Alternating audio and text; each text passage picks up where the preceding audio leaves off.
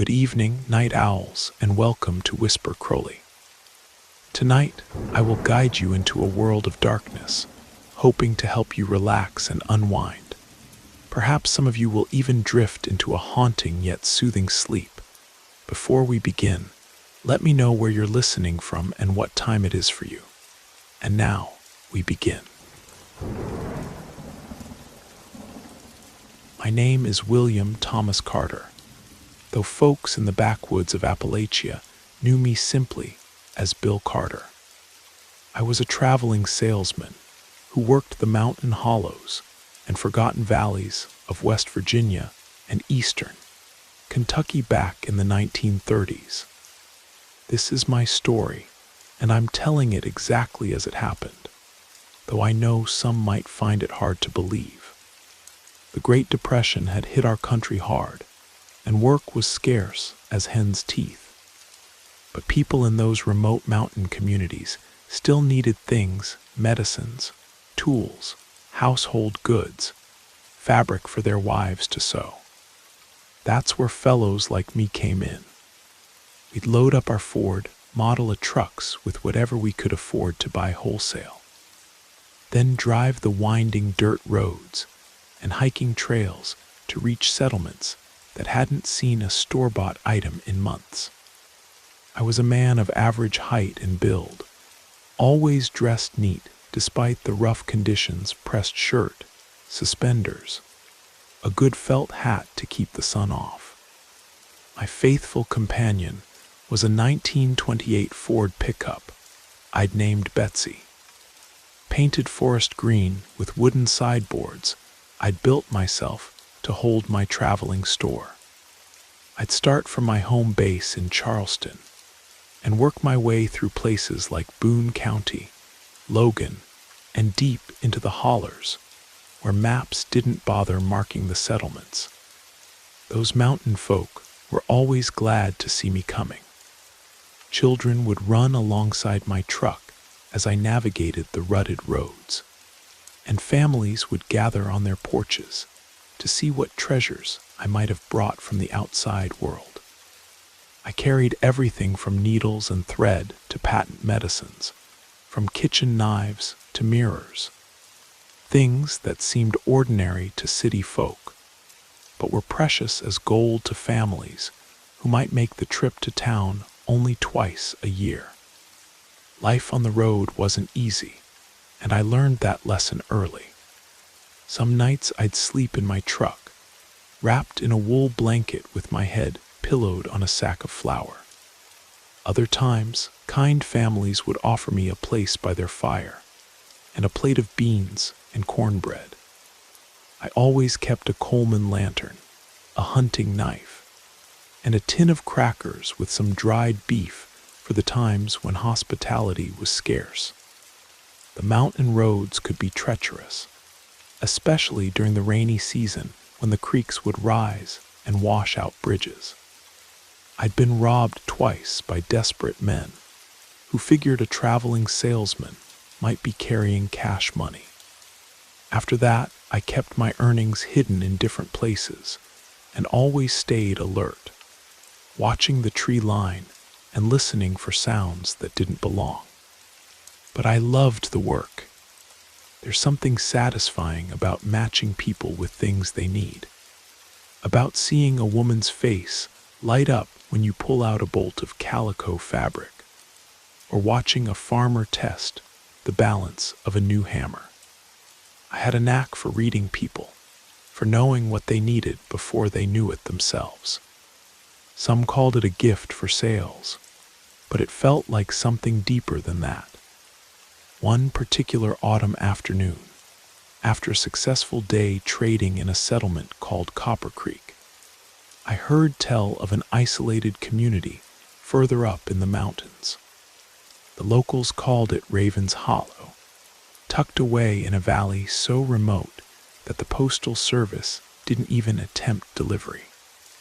They said maybe a dozen families lived up there, scattered among the ridges, and they rarely came down to trade with the outside world. The more I thought about it, the more intrigued I became. If those folks were truly isolated, they'd be hungry for goods and news from beyond their valley. That evening, as I sat by my campfire planning the next day's route, I made my decision. Tomorrow I'm heading up to Raven's Hollow, I told myself. Those people probably need things they don't even know exist. The journey to Raven's Hollow turned out to be the longest and most difficult I'd ever attempted. The road, if you could call it that, was little more than a deer trail carved into the mountainside.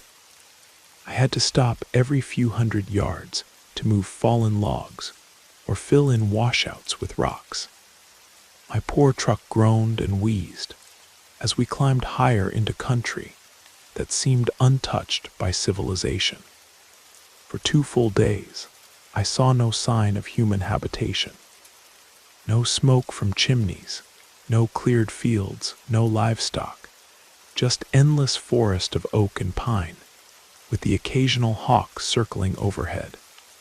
The silence was so complete, it felt like a physical weight pressing down on me. By the second evening, I was beginning to wonder if Raven's Hollow existed at all, or if it was just a tall tale told by mountain folk to entertain outsiders. On the third day, just as the sun was beginning to set behind the ridge, I finally spotted a thin column of smoke rising through the trees. Following a barely visible path, I came upon a small cabin nestled in a clearing. The structure was old but well maintained, built from hand-hewn logs with a stone chimney. What struck me as odd was the absence of the usual signs of mountain life. No vegetable garden, no chicken coop, no hound dogs sleeping in the yard. Sitting on the front porch in a handmade rocking chair was an elderly black man, thin as a rail and weathered by decades of mountain sun. He wore a faded flannel shirt and overalls that had seen better days, with a battered felt hat pulled low over his eyes. He sat perfectly still, hands folded in his lap, staring out at the darkening forest as if he were waiting for something. When I pulled my truck to a stop and climbed out, he slowly turned his head toward me. His eyes were the deepest brown I'd ever seen, and when he looked at me, I felt like he was seeing right through to my soul. He didn't speak, just nodded slightly and offered the faintest suggestion of a smile. I approached cautiously, my salesman's instincts telling me something was different about this encounter. "Good evening, sir," I called out, removing my hat in a gesture of respect. "Name's Bill Carter. I'm a traveling merchant, and I heard there might be folks up this way interested in some goods from down the mountain." He studied me for a long moment before responding. "Evening," he said, his voice like gravel rolling in a creek bed. "Ain't seen nobody come up this way in quite some time.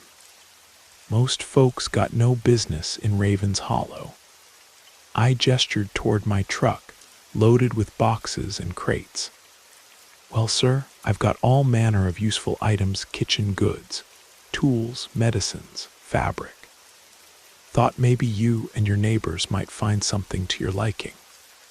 The old man chuckled, a dry sound like autumn leaves rustling. "Neighbor," he repeated. "That's a generous word for it. But I reckon you've come a long way, and night's falling fast. These mountains ain't kind to travelers after dark. You're welcome to share my fire and my supper, though I can't promise you'll find any buyers for your wares." Something in his tone made me hesitate. There was an invitation there, but also a warning, though I couldn't put my finger on what exactly he was warning me about. Still, the prospect of a warm meal and shelter was too appealing to refuse, especially after 3 days of crackers and jerky. "That's mighty kind of you, mister. Names don't matter much up here, he said, rising from his chair with surprising grace for a man his age. But you can call me Ezra if it suits you. I followed him inside and immediately noticed how different his cabin was from the typical mountain dwelling. Everything was neat and orderly, almost austere in its simplicity. The furniture looked handmade, but displayed a level of craftsmanship that suggested skills beyond those of a typical homesteader. A fire crackled in the stone fireplace, and a pot of something that smelled absolutely delicious simmered on a wood-burning stove. "Sit yourself down," Ezra said, ladling stew into 2 wooden bowls. "It's just rabbit and vegetables, but it'll fill the hollow in your belly." As I ate, I found myself studying my host. Despite his weathered appearance, there was something ageless about him, as if the years had touched him differently than they touched other men. His movements were deliberate and economical, like someone who had learned to waste neither motion nor words. "You live up here alone?" I asked, trying to make conversation. "Solitude's a choice, same as company," he replied. "I get visitors from time to time, folks seeking things they can't find in the regular world." That struck me as an odd way to put it, but before I could ask what he meant, he reached into a cabinet and produced a jug of clear liquid. "Apple brandy," he explained, pouring a generous measure into 2 tin cups. "Made it myself from fruit that grows wild up here." The brandy was smooth as silk and strong as lightning. After a few sips, I felt more relaxed than I had in weeks. The warmth spread through my chest, and the fatigue of the long journey seemed to melt away. "This is fine liquor," I complimented. "You could probably sell this down in Charleston for good money." Ezra smiled. "I don't deal in regular commerce, Mr. Carter. My business runs along different lines." Something in his tone made me look at him more carefully. In the flickering firelight, his features seemed to shift subtly, as if I were seeing him through water.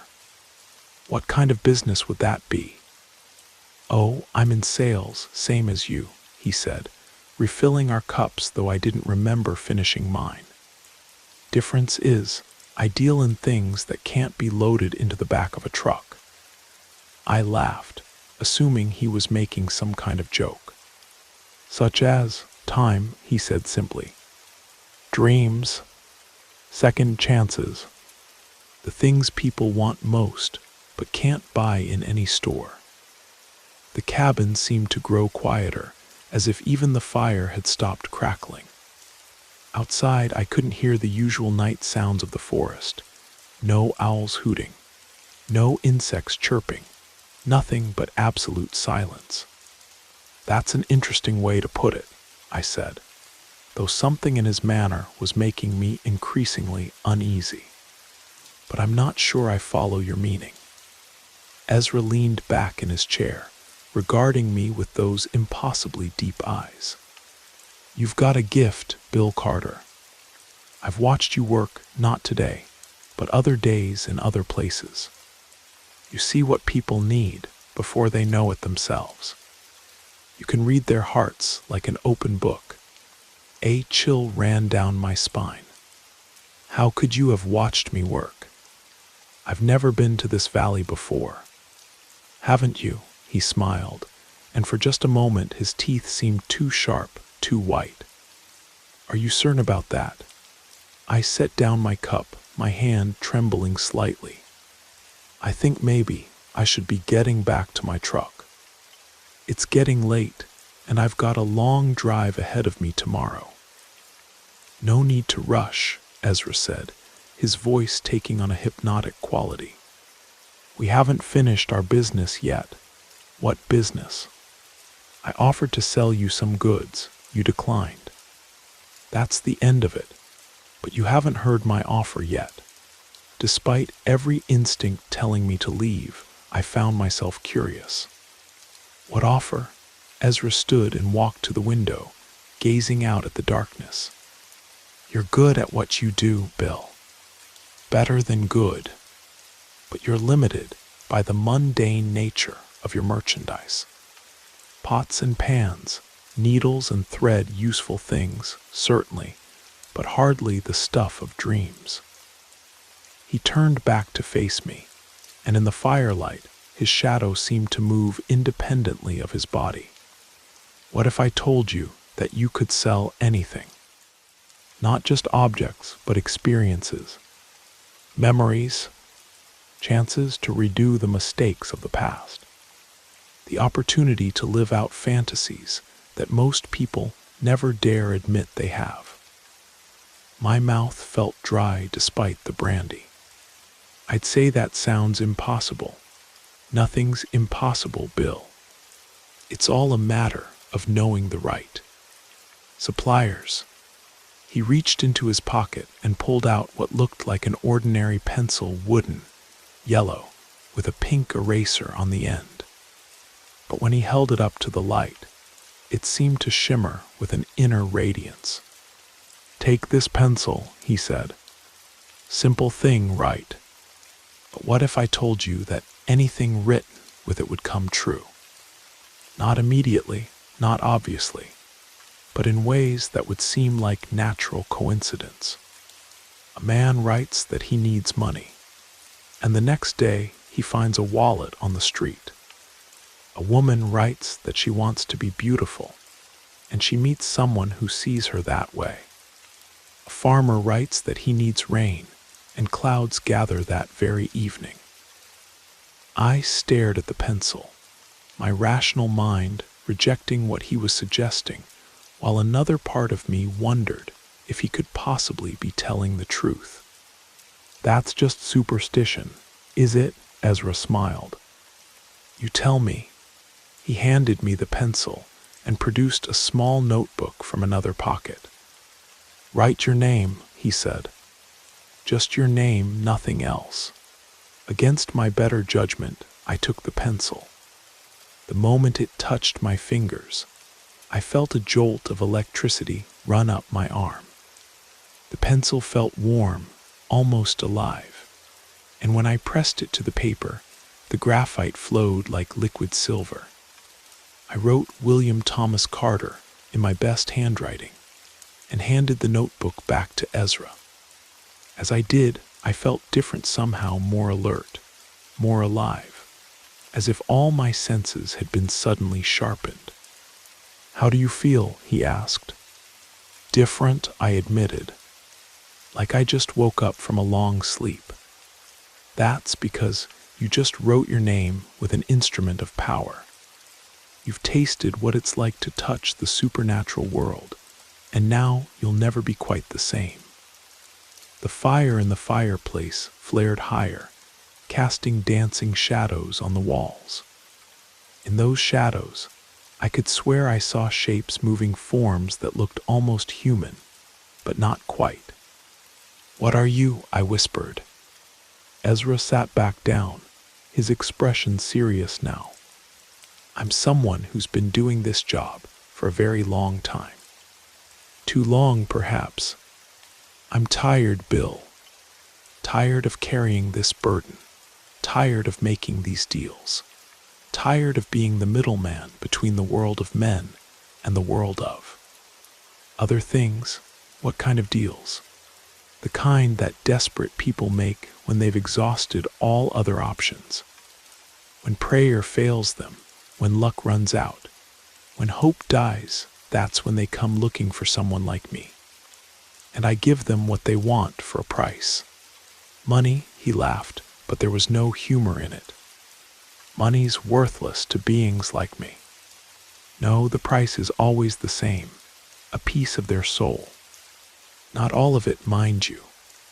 Just enough to seal the bargain and bind them to the contract. I felt sick to my stomach. You're talking about selling souls to the devil. Not the devil himself, Ezra corrected. Think of me as more of a regional manager. The devil's got bigger concerns than individual farmers and shopkeepers. But his organization is vast, and it needs representatives in every corner of creation. The cabin seemed to be growing larger around us, the walls stretching away into darkness. Or maybe I was shrinking. I couldn't tell which. What does this have to do with me? I want to retire, Bill. I want to pass this job on to someone else and finally find some peace. And you're the most qualified candidate I've encountered in decades. Qualified how? You already know how to read people's deepest needs. You already know how to convince them they want things they didn't know they wanted. You already travel from place to place, building relationships and trust. All you'd need to do is expand your inventory. Ezra gestured, and suddenly the cabin was filled with the most incredible collection of objects I'd ever seen. There were bottles containing swirling mists of color, books that wrote themselves as I watched, mirrors that showed reflections of people who weren't in the room, and hundreds of other impossible things. Beauty, wisdom, youth, love, revenge, power, all of it available for the right price. And you'd be amazed how willing people are to pay once they understand what's being offered. I stood up abruptly, knocking over my chair. This is insane. I'm not interested in damning people's souls. Damning, Ezra raised an eyebrow. That's such a harsh word. I prefer to think of it as extended payment plans. Besides, nobody forces them to make a deal. Free will is one of the few rules I'm not allowed to break. The answer is no. You haven't heard the benefits yet. I don't want to hear them. Immortality, Bill. Not just long life, true immortality. You'd never age, never sicken, never die. You'd have wealth beyond imagining, knowledge beyond human comprehension, power beyond mortal limits. You could be anything you wanted, a king, a scholar, an artist whose works would be remembered for millennia. Despite myself, I found the offer tempting. Who wouldn't want those things? But something deeper in my nature rebelled against the very idea. What's the catch? Catch, Ezra smiled. No catch. Well, except for the small matter of your soul. But honestly, what were you planning to do with it anyway? Die and hope for the best. This way you get to keep experiencing existence forever and spend eternity corrupting other people, giving them what they want, he corrected. There's a difference. I walked to the window and looked out at the darkness. Somewhere out there was my truck, my normal life, my simple existence as a traveling salesman. It wasn't glamorous, but it was honest work, and it was mine. I appreciate the offer, I said finally, but I'm not interested. Ezra nodded, as if he'd expected this response. That's disappointing, but not surprising. Most people lack the vision to see beyond their mundane limitations. Maybe so. But I'd rather be limited and human than unlimited and damned. Suit yourself. He waved his hand, and all the supernatural objects vanished, leaving only the simple mountain cabin. Though I should mention one thing before you leave. What's that? That gift you have that ability to see what people need. It's not entirely natural. Someone in your family line made a deal once upon a time, and you've inherited a small portion of the supernatural insight that came with it. You're already connected to this world, Bill, whether you realize it or not. I felt my blood turn to ice water. You're lying, am I? Think about it. How many traveling salesmen do you know who can instantly read a customer's deepest desires? How many can convince a person to buy something they swore they didn't need? Your success isn't just skill, Bill, it's magic. Diluted perhaps, but magic nonetheless. Even if that's true, it doesn't change my answer. No, I suppose it doesn't. Ezra stood and walked to the door. Well then, I guess our business is concluded. Your truck's waiting, and the road back to civilization is long. As I headed for the door, he spoke one last time. Just remember, Bill, that gift of yours comes with a price, whether you acknowledge it or not. Every time you use your supernatural insight to manipulate someone into a purchase, you're pulling their soul a little bit closer to darkness. The only difference between us is that I'm honest about what I'm doing. I paused with my hand on the door handle. What do you mean? How many people have bought things from you that they couldn't afford? How many have gone into debt, sacrificed necessities, or made foolish decisions because you were so good at convincing them they needed what you were selling? Every financial hardship, every family argument, every consequence that followed, you played a part in that. The words hit me like a physical blow. I thought about Mrs. Henderson, who'd bought an expensive set of china from me, even though her husband was out of work. About old Mr. Thompson, who'd purchased a costly tool set despite barely having enough money for food. About all the times I'd convinced people to spend money they didn't have on things they didn't truly need. The difference between a regular salesman and what I'm offering you, Ezra continued, is that I deal in honest currency, a piece of soul for a genuine miracle. You deal in false promises and financial manipulation, and the payment comes in broken dreams and empty pockets. I opened the door and stepped out onto the porch. The night air was cool and clean, and I could see my truck silhouetted against the starlit sky. It looked reassuringly normal and real. I may not be perfect, I said, but at least I'm trying to do honest work. Are you, though? Ezra asked from behind me. Or are you just telling yourself that to sleep better at night? I didn't answer. I couldn't answer because I was afraid he might be right. I spent that night in my truck, wrapped in a blanket and staring up at the stars through the windshield. When morning came, I started the engine and began the long journey back to civilization. I never looked back at the cabin, and I never returned to Raven's Hollow. But Ezra's words haunted me for the rest of my days.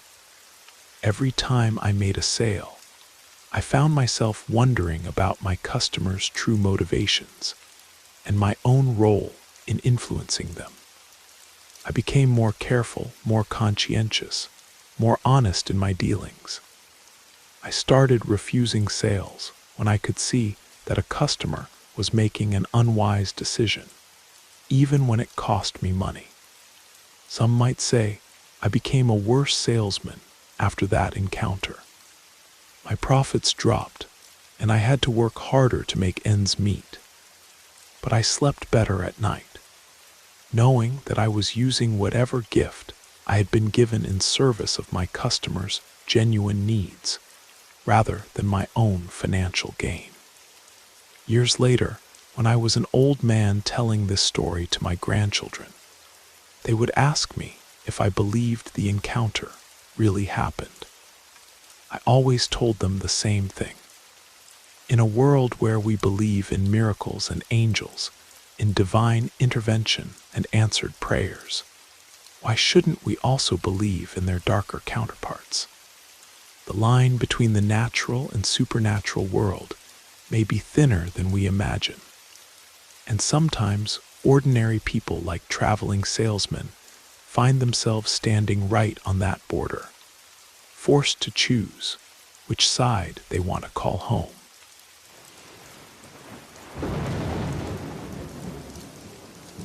I hope you enjoyed the first story.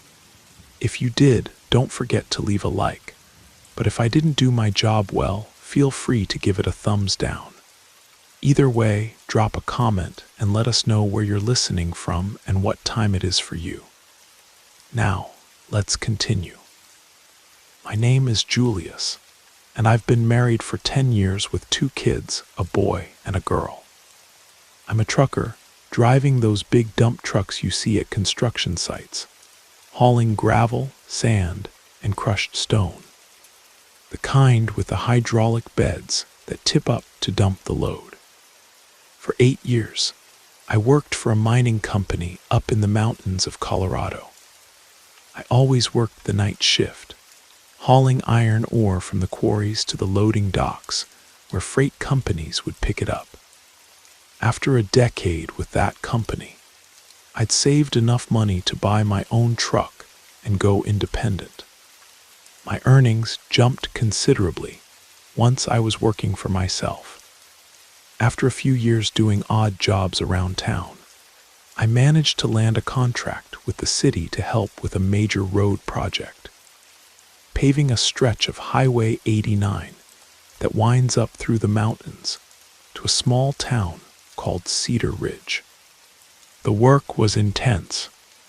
I'd arrive at the gravel yard around 6:30 in the morning, load up my truck, and make run after run to the paving site. The pace was relentless because of the tight deadline on the asphalt work. Before the actual paving began, I was hauling slag to patch and repair sections of the highway that had been damaged by the harsh winter storms. As Easter weekend approached, the work pace intensified even more. Sometimes we'd be out there until 7 at night, working on that mountain road. We couldn't stay later than that because once the sun set, thick fog would roll in and blanket the entire area, making visibility nearly impossible. The day everything changed had been drizzling with that fine mountain mist all day long. But we managed to keep working until 7 that evening, thanks to a brilliant full moon that lit up the landscape like a spotlight. By 7 o'clock, all the other crew members had packed up and headed back to the yard to secure the equipment for the night. I had just left the gravel yard with one final load at 6:40, planning to dump it at the work site and then head home for the weekend. Fridays were always my truck maintenance days. I'd take it home to wash it and fix any small problems that had cropped up during the week. The mountain road was treacherous that night. The drizzle had turned sections into muddy, slippery mess, and I had to navigate carefully around potholes and washouts as I made my way toward the dump site. I reached the work zone around 7:30 and began raising the hydraulic bed to dump the slag. I took my time, spreading the material out evenly to make it easier for the crew to work with the compactor the next day. Once I finished unloading, I set out the orange safety cones and reflectors so no one would accidentally drive into the work area. We always worked on half the road at a time, keeping one lane open for traffic. After securing the work site, I climbed back into my truck and started the 21-mile journey back down the mountain to town. The stretch of Highway 89 we were working on was at mile marker 24, with 45 miles total from the quarry to town. From our work site, it was practically all uphill, a winding, treacherous climb through thick pine forests with only occasional flat stretches to give you a break. The road was in terrible condition from all the rain. There were potholes everywhere and thick mud that grabbed at your tires.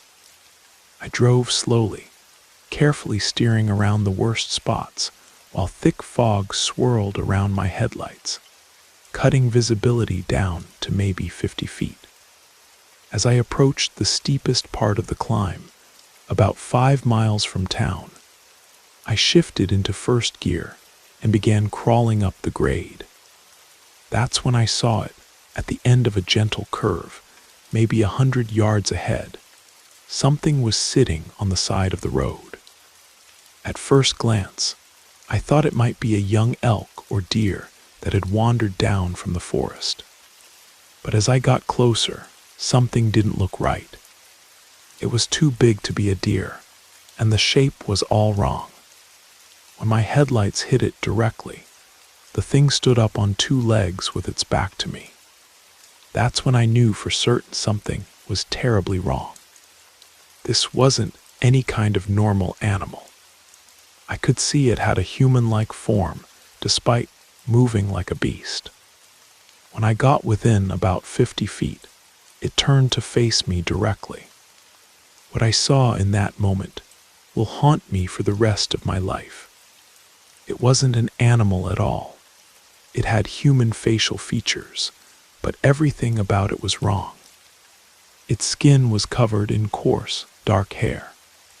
Its ears were pointed like a wolf's. Its legs looked bent and broken, twisted at unnatural angles. It was exactly like the werewolves you see in horror movies. This werewolf, stared directly into my headlights with bright yellow eyes that seemed to glow with their own inner light. It remained perfectly still, standing upright on those twisted legs. My heart felt like it stopped beating.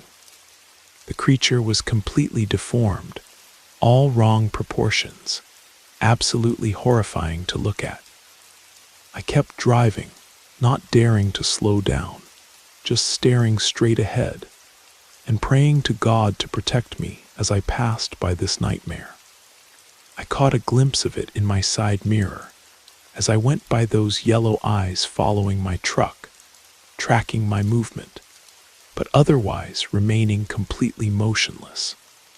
I made it maybe 90 yards past the creature when, without warning, it let out a howl that pierced the night air. Then it started running, actually running on 2 legs directly toward my truck. Within seconds, it dropped to all 4s, and its speed increased dramatically. I floored the accelerator. I didn't care about potholes or washouts anymore. My truck was bouncing and lurching over the rough road like a bucking bronco, and I was gripping the steering wheel so hard my knuckles were white, fighting to keep control while this thing chased me up the mountain. When I finally reached the top of the ridge, I could see the long downhill stretch that led to the outskirts of town. I looked in my mirror and saw the creature was still behind me, running alongside the truck, looking for an opening to attack. As we approached the town limits, we passed the old cemetery that sits at the edge of town. Something strange happened then. As the werewolf ran past the cemetery gates, it seemed like some invisible force grabbed it and pulled it toward the graveyard. I could see it fighting against whatever was dragging it, its legs still pumping as it tried to continue chasing me. But it was no use. The thing stumbled and crashed right through the cemetery's stone wall, tumbling over the graves and disappearing from sight. I kept my foot on the gas until I reached the main street of town. Only when I passed the Welcome to Cedar Ridge sign did I finally slow down and try to catch my breath. When I got home, I told my wife what had happened. She was terrified, of course, and barely slept that night. The next morning, despite how shaken I was, I drove back to the spot where I'd first seen the creature.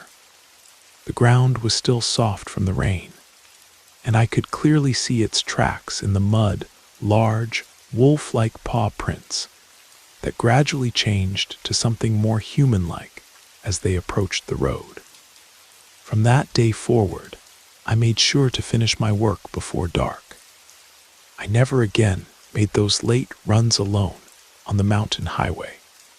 The memory of those glowing yellow eyes still gives me chills. Trucking isn't an easy life here in America. We spend long hours alone on dangerous roads, dealing with all kinds of hazards most people never think about. We pay for our own fuel, maintain our own equipment, and risk our lives every day hauling the materials that keep this country running. Most of the time, we don't get the recognition we deserve from the government or the general public. But sometimes, on those lonely mountain highways in the dead of night, we encounter things that remind us there are mysteries in this world that can't be explained by logic or reason. Things that make you grateful to see the lights of town appearing in the distance, and make you hold your family a little tighter when you finally make it home.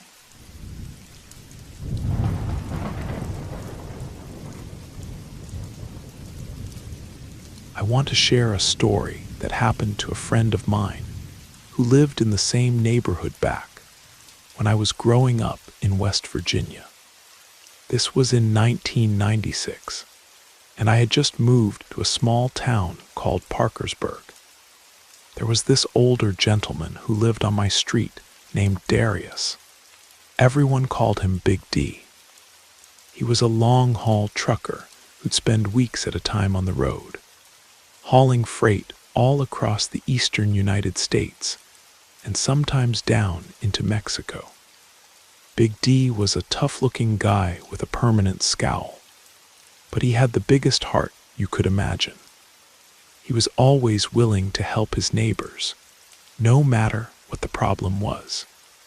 Despite his intimidating appearance, he'd started working when he was just 12 years old, and through sheer determination, he'd managed to finish high school and buy himself a beautiful orange Peterbilt semi-truck that he used to support his wife and 3 young kids. Big D was incredibly stubborn and skeptical when it came to anything supernatural. He'd always laugh and say he didn't believe in ghost stories and fairy tales. If any spook ever crossed his path, he'd joke that he'd handle it with the .38 caliber pistol he kept in his truck's glove compartment.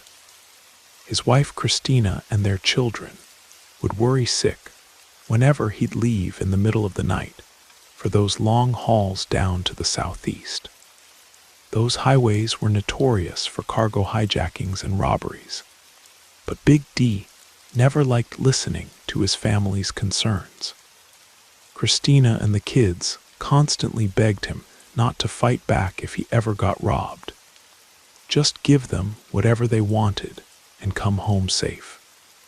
One day, my father was doing some work around our house and accidentally broke one of his tools. Since we didn't have a welder back then, he decided to take the tool over to Big D's place to see if he could fix it. When Dad got there, the two of them ended up talking for hours, while I wandered around admiring Big D's impressive orange Peterbilt with its long wooden trailer, parked next to a 1977 Palio 4-door sedan that he used on weekends to visit relatives in nearby towns. Both vehicles were meticulously maintained. You could tell Big D and his family took real pride in keeping them in perfect condition. During one of their conversations, Big D told my father about a strange dream he'd had where he was driving his truck down Interstate 77 in the middle of the night and could see some kind of creature running behind his trailer. He couldn't make out what it was because of heavy fog and the darkness on the highway. His wife Christina was there listening to the conversation, and she said it might be a warning from God. But Big D just laughed it off, saying it was probably just his imagination running wild. The thing was, he had a delivery scheduled for Charleston, South Carolina, and he'd have to take I-77 to get there. Christina seemed worried because just a few months earlier, there had been news reports about a criminal gang that was targeting truck drivers, taking them hostage along with their cargo. Big D, confident as always, didn't pay much attention to the warnings. On a cold winter afternoon in 1998, he drove his rig to a truck stop near the West Virginia border to pick up a load. Once he had the freight secured, he pushed his truck as hard as he could through the Appalachian Mountains, planning to reach North Carolina by dawn so he could rest before completing the final leg to Charleston. He had no idea that during this trip, he'd have an experience that would completely change his perspective on the supernatural. When Big D returned a week later, he told everyone who would listen about the beast that had terrorized his journey. Here's what he said happened. He was climbing a steep grade in his loaded truck somewhere in the Blue Ridge Mountains near Beckley, when suddenly his rig began losing power. This had never happened before on that route. He'd driven through there dozens of times without any problems. His truck had just been serviced before the trip, so mechanical failure seemed unlikely. Worried about causing an accident on the mountain highway, he managed to pull over onto the shoulder near a thick patch of forest. He shut off the engine and tried restarting it, but the truck wouldn't turn over. After 3 attempts, he gave up and decided to get some rest in the sleeper berth behind his seat. It was around 1 in the morning, pitch black except for the occasional car passing by and the stars overhead. Big D was lying in his bunk, trying to fall asleep, when he heard the sound of hoofbeats coming from the woods, followed by strange laughter and what sounded like whispered voices. A bone-deep chill came over him, and any trace of sleepiness vanished completely. His bones were actually shaking, and his heart was pounding so hard he thought he might have a heart attack right there in the cab of his Peterbilt.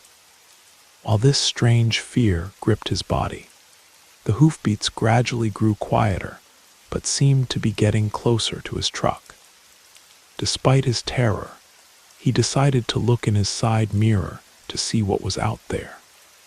What his eyes took in was something that defied all logic. A creature with the body of a horse from the waist down, but the torso and head of a human from the waist up.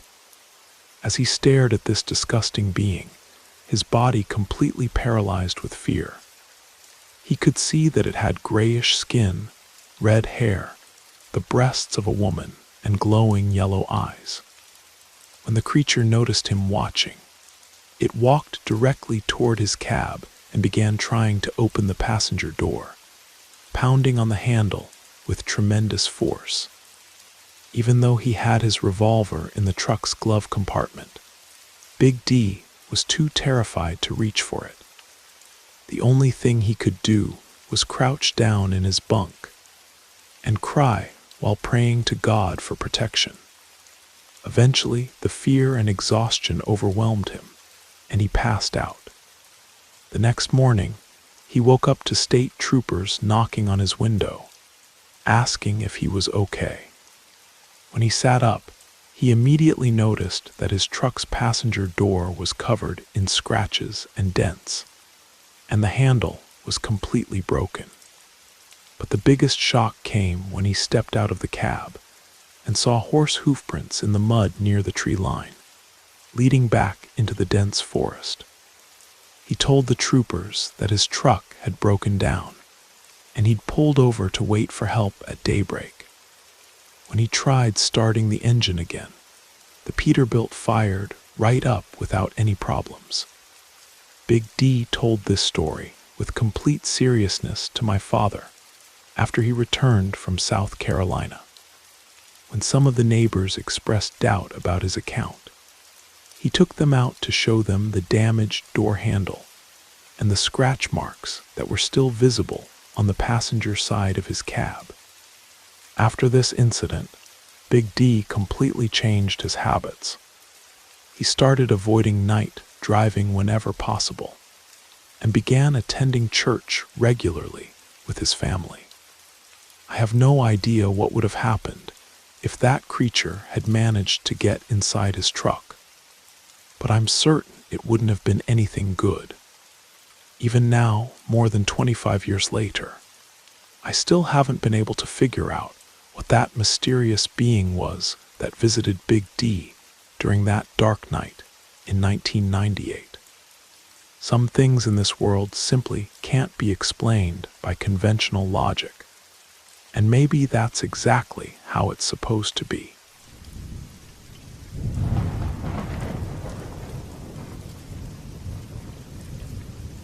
My father has been a long-haul trucker for over 30 years, and in all that time traveling America's highways, he's seen some things that most people would never believe. This particular incident happened when I was about 12 years old, and it's something our entire family will never forget. We were driving from our home in Oklahoma down to Louisiana to visit some relatives. Dad was behind the wheel of his big rig, a Kenworth with a comfortable sleeper cab that had become like a second home to our family during these long trips. Mom was sleeping in the bunk behind the front seats, and I was riding shotgun, keeping Dad company during the night drive. I'd always been an early riser, even as a kid, probably because I was used to Dad's trucking schedule from riding with him since I was little. It was around 7 in the morning, and we were somewhere in eastern Texas on a long, straight stretch of Interstate 20. The highway was completely flat and empty as far as you could see in either direction. Just that endless ribbon of asphalt cutting through the prairie. That's when we saw her, far ahead in the distance, right in the middle of the highway on the yellow center line that divides the eastbound and westbound lanes, was a woman walking. She was moving in the same direction we were traveling, just walking steadily forward at what seemed like a normal pace. Here's the thing that made no sense at all. Despite the fact that Dad's truck was cruising at 70 miles per hour, we never seemed to get any closer to this woman. Mile after mile, she remained at exactly the same distance ahead of us. The truck was definitely moving. I could see the landscape passing by, the mile markers clicking past, but somehow this woman stayed in that same spot relative to our position. The highway was perfectly straight for at least 10 miles in that section, with no curves or hills to explain what we were seeing. We called out to Mom to come look, but she just grumbled that we were both going crazy from too much time on the road, and didn't even bother to sit up and see for herself. Eventually, the highway began a long, gradual descent down into a valley. As we started down that hill, the walking woman finally began to get closer, or rather, we began to catch up to where she had been. But when we reached the bottom of the descent and started climbing the next hill, she had completely vanished. There was no trace of her anywhere, and we hadn't passed any other vehicles or seen anywhere she could have gone. We talked about what we'd seen for the rest of that trip, trying to make sense of it. The whole experience had lasted maybe 20 or 30 minutes, and during that entire time, we hadn't encountered a single other vehicle on that stretch of highway. On the return trip 3 days later, we were driving back through the same area around 4 in the afternoon. As we approached that same long, straight section of Interstate 20, Mom happened to be awake and sitting up front with Dad and me. That's when she got the shock of her life. There was the same woman, wearing the same floral dress, carrying what looked like a bundle of clothes or belongings on her back, and wearing a headscarf. She was walking along that center line again, moving in the same steady manner as before. Just like during our first encounter, she seemed to maintain the same distance from our truck, no matter how fast we were traveling. This time, all three of us were watching as the highway dipped down into that same valley. Once again, the woman disappeared at roughly the same spot where we'd lost sight of her on the trip down. When we reached the approximate location where she had vanished, we decided to pull over and investigate. Dad brought the truck to a stop on the shoulder, and we all got out to look around. That's when we found it, a small white wooden cross planted beside the highway, the kind that families put up when someone dies in a car accident. The cross had a woman's name painted on it in faded letters, along with dates showing she had died about 15 years earlier. We stood there staring at that roadside memorial, all of us thinking the same thing. Had we really seen the ghost of this woman, still walking along the highway where she'd lost her life all those years ago? I can tell you for certain that I'll never forget that experience. There's something about America's highways at night that seems to thin the veil between our world and whatever lies beyond.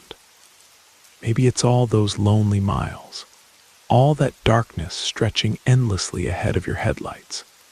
Or maybe it's just that trucks spend so much time in the spaces between places, those empty stretches where the normal rules don't seem to apply. Dad still drives those same routes, and he's told me that sometimes, late at night when he's crossing through that part of Texas, he keeps his eyes fixed straight ahead and doesn't look too closely at the center line. Some mysteries are better left alone, and some sights are meant to be witnessed only once in a lifetime. But I know what we saw that day, and I know it was real. Somewhere out there on Interstate 20, a woman in a floral dress is still walking, still carrying her bundle, still making her way down that endless highway toward a destination she'll never reach.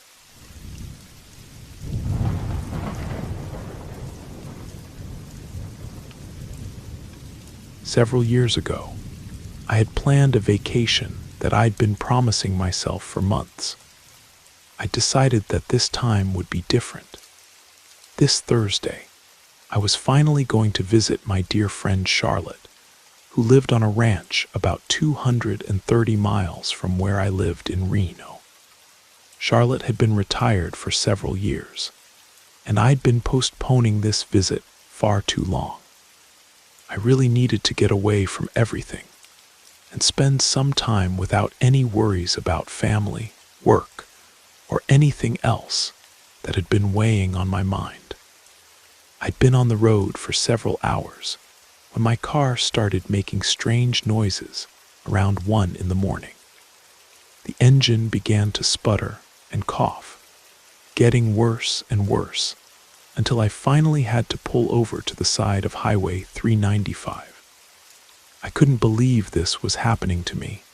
Such terrible luck, especially since according to my calculations, I only had about 30 or 40 minutes left before reaching Charlotte's ranch. The one thing I knew for certain was that it wasn't a fuel problem. The gas gauge was still showing 3/4 full, and I'd filled up the tank earlier that evening as a precaution.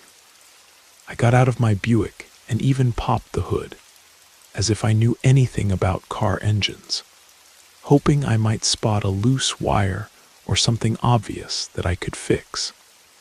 I stood there in the middle of nowhere, trying to figure out what to do. There were no lights anywhere, no other cars in sight. This wasn't a main highway, but rather a secondary road, and judging by its condition, it wasn't heavily traveled. There was no street lighting of any kind. I had already closed the hood and was still trying to decide how to get out of this mess when I heard the sound of footsteps coming from the forest that ran along the highway. The woods were fairly thick, but I couldn't see anything at all. What I heard next made my blood run cold. I could make out voices, but I couldn't tell where they were coming from. That's when I saw them, a man following behind a woman. But they were moving without their bodies swaying normally as they walked. When they got closer, I realized they weren't actually walking at all. They were floating, their feet hovering just inches above the ground, simply gliding forward to move from place to place. That was enough to terrify me completely. I crouched down behind my Buick, paralyzed with fear. I watched these two figures glide past, following the direction the highway took, moving in the opposite direction from where I had been heading before my car broke down. These were shapes that looked human, but definitely weren't human. The way they moved, simply gliding along, was completely unnatural. I was absolutely terrified and frozen in place by what I was witnessing. I had never believed in supernatural stories before. I'd always thought people were just letting their imaginations run wild. But there I was, seeing it with my own eyes. I stayed crouched behind my car for quite a while after the figures had disappeared, but I simply couldn't move. Eventually, my knees started hurting terribly from staying in that position. So I finally began to stir and think about what I should do next. After some time had passed, I heard the sound of heavy, labored breathing somewhere in the distance, moving closer to me, even though there was no one visible anywhere. That was all I needed. I threw myself into the car and locked the doors. I realized I was crying from pure terror. My hands were shaking and damp with sweat. I tried turning the key, and miraculously, the car started right up. At the same moment, I felt a tremendous impact on the hood of my car. I screamed, and then there were more thuds on the hood, but there was no one standing in front of my vehicle. I also heard banging on the passenger side window, though I couldn't see anyone there either. The window on the passenger side still shows scratches from whatever was clawing at the glass. I put the car in first gear and tried to release the clutch as slowly as possible, because if the engine had died on that uphill stretch, I think I would have died of a heart attack. I gripped the steering wheel like it was my lifeline, squeezing it so hard my knuckles went white from the desperate pressure. Whatever was out there kept pounding on the sides of the car and beating on the hood as I tried to get away from that place. But I couldn't see anything. I drove out of there at a reasonable speed, but not too fast because, as I mentioned, if the car had stalled completely, it would have meant my own death. I had to maintain incredible self-control. I was crying desperately and grinding my teeth as if that would somehow provide comfort. The road had a slight uphill grade, not very steep, just gently inclined. But for a car with engine problems, it could have been disastrous. The pounding and banging continued on the roof and sides of the car as I gradually pulled away from whatever was attacking me. I stayed in first gear for quite a while, afraid to shift to second gear in case the car stalled. I waited until I put some more distance between myself and that nightmare, then very carefully shifted to second gear, even though the engine protested a bit. It accepted the change. I shifted to third gear when the road leveled out, because there was practically no uphill grade left, and the road was mostly flat. But I decided to stay in second gear just to be safe. I couldn't afford to make any mistakes. The car was working hard, but I didn't care. I just wanted to get away from there. I finally allowed myself to breathe normally when I came around a curve and hit a downhill stretch. The pounding on my car had stopped, and I was now several hundred yards away from whatever had been attacking me. A few hundred yards further, I risked shifting quickly to third gear. I felt the car accept it without wanting to stall, and a few hundred yards after that, I shifted to fourth gear with complete attention, and nothing abnormal happened. The car continued down the highway. I was still somewhat panicked, but not nearly as much as before. However, I was drenched in sweat despite the fact that it was a cold night.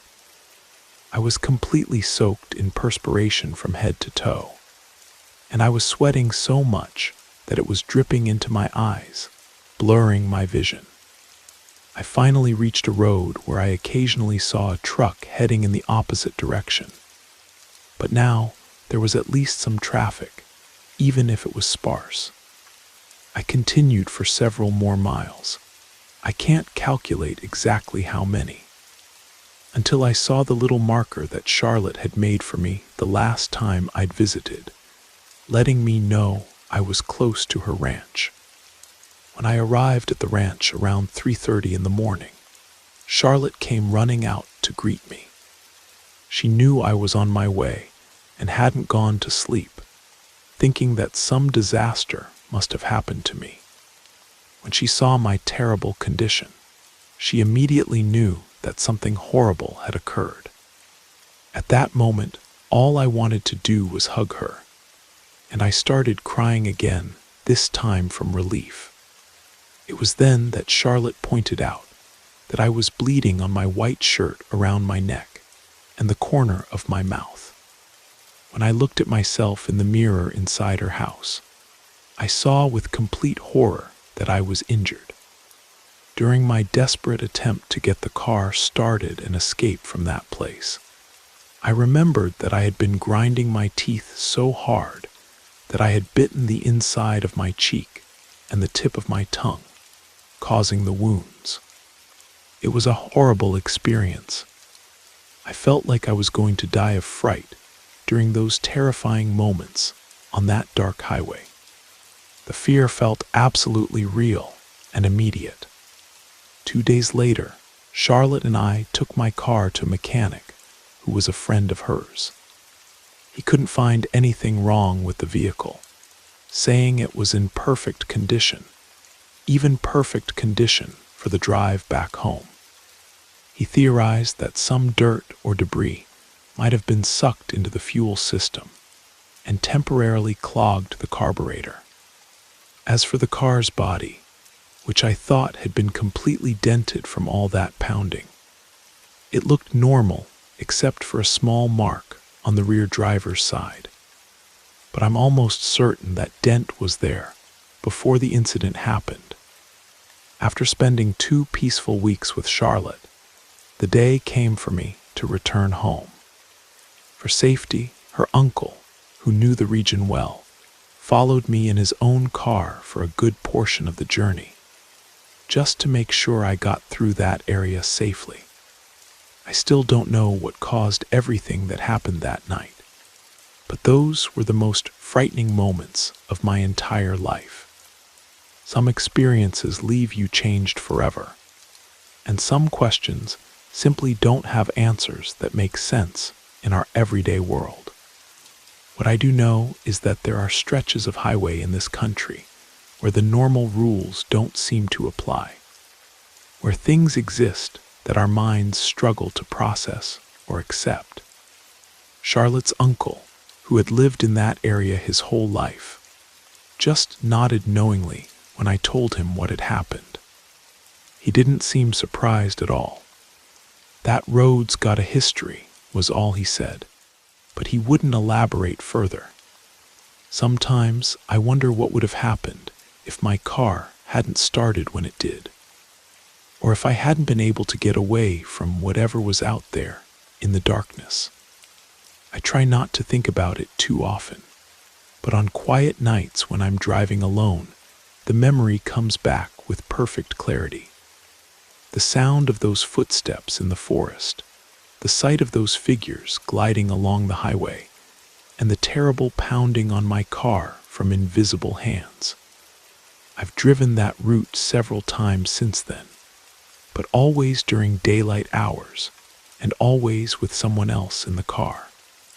Some mysteries are better experienced only once in a lifetime, and some roads are meant to be traveled with caution, respect, and a healthy dose of fear for what might be waiting in the shadows just beyond your headlights.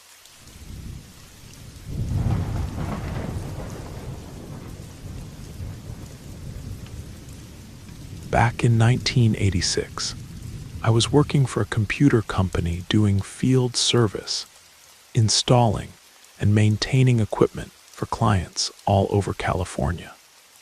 I had a Honda CB 450 motorcycle that was practically brand new at the time, and I'd use that bike to commute to work and sometimes take weekend trips. One particular weekend, I needed to ride up to a ranch near Bakersfield for a family reunion to celebrate my cousin's birthday. It was July, and the weather was pretty cold since it was winter, so on Friday after work, I went home, showered, packed my gear on the CB 450, made sure everything was gassed up and checked over like I always did before any long trip, and finally headed out for the journey. It was late at night, around 11 o'clock when I left home. To get to Bakersfield from where I lived in Los Angeles, I had to take Interstate 5 North, the famous I-5 that runs the entire length of California. I was used to riding at night, so that wasn't a problem for me. I left the house, got on the freeway, passed through the San Fernando Valley, climbed over the Grapevine Pass, and merged onto I-5 heading north. It was an extremely cold night with no wind, but the air was absolutely frigid. To make matters worse, there was heavy fog, which is typical for that time of year. Traffic was light, with just a few cars scattered along the highway. I was cruising normally at about 70 miles per hour when, somewhere past the town of Gorman, I noticed a single headlight behind me in my mirror. It was maintaining a certain distance and just following along behind me. I continued riding normally, but that headlight kept following me, staying at exactly the same distance, never getting closer and never falling back. I started getting a little worried, thinking maybe it was someone trying to rob me or something. With that thought in mind, I accelerated and began increasing my speed 80, 90, 100 miles per hour. But that headlight continued following at exactly the same distance. It seemed like a normal vehicle up to that point. Then, to settle the question once and for all, I really opened up the throttle and pushed it to 150 miles per hour, which was already dangerous for a motorcycle at night under those conditions. I held it at 150 for a while, but that headlight was still there at the same distance, as if nothing had changed at all. So in an act of either courage or stupidity, I decided to find out what this thing was once and for all. I pulled over to the shoulder, which was risky since I didn't know what this was all about. But running away wasn't working, and whatever was following me wasn't giving up. I stopped as quickly as I could on the shoulder and looked back toward the headlight behind me. The light went out completely. I turned around to see what had happened, and the headlight had simply disappeared. It couldn't have gone anywhere else, because there were no off-ramps on the highway in that section. It couldn't have stopped somewhere either, because I would have been able to see it parked. And besides, it was a straight stretch where I could see quite a distance in both directions. There was nothing there. After that scare, I got back on the road and took off as fast as I could from that spot. But imagine my surprise when I noticed that the mysterious headlight had appeared again and was following me once more. I was completely creeped out. I kept the throttle maxed out and maintained that pace, constantly watching that headlight in my mirror. After several minutes, when I looked back again, that mysterious light had simply gone out. It disappeared for the rest of my trip, and during the entire remaining journey, I never saw that strange headlight again. When I arrived at the ranch in Bakersfield, I told people what had happened to me on the highway. My uncle, who lived in Los Angeles, said he had seen that same type of light on the freeway before, and it had followed him for quite a distance on I-5 as well. I don't know what it was, that mysterious headlight. I don't know where it came from or where it went. I only know that it appeared and disappeared in the same mysterious way it had shown up in the first place. I learned later that other people had experienced the same thing, that phantom light following them down the interstate. I can tell you that I never want to go through that experience again, because I don't even want to imagine what could have happened if that mysterious headlight had actually caught up to me on that cold winter night, in that lonely location, with so little traffic around. There's something about America's highways that seems to attract these unexplained phenomena. Maybe it's all those miles of empty asphalt stretching through the darkness. Or maybe it's the fact that we're moving through the landscape so quickly that we sometimes catch glimpses of things that exist just outside our normal perception. Whatever that light was, whether it was some kind of natural phenomenon, a ghost, or something else entirely, it reminded me that there are mysteries on our roads that can't be explained by conventional logic. Sometimes when you're out there alone on the interstate in the middle of the night, you're not as alone as you think you are. I still ride that same stretch of I-5 occasionally, but I make sure to travel during daylight hours now. Some encounters are better left in the past, and some mysteries are better left unsolved. The memory of that single headlight staying perfectly positioned behind me, no matter how fast I went, still gives me chills whenever I think about it. There are forces in this world that we don't understand, and sometimes they make themselves known on the lonely highways that connect our cities and towns. All we can do is respect them, avoid them when possible, and be grateful when we make it safely to our destination.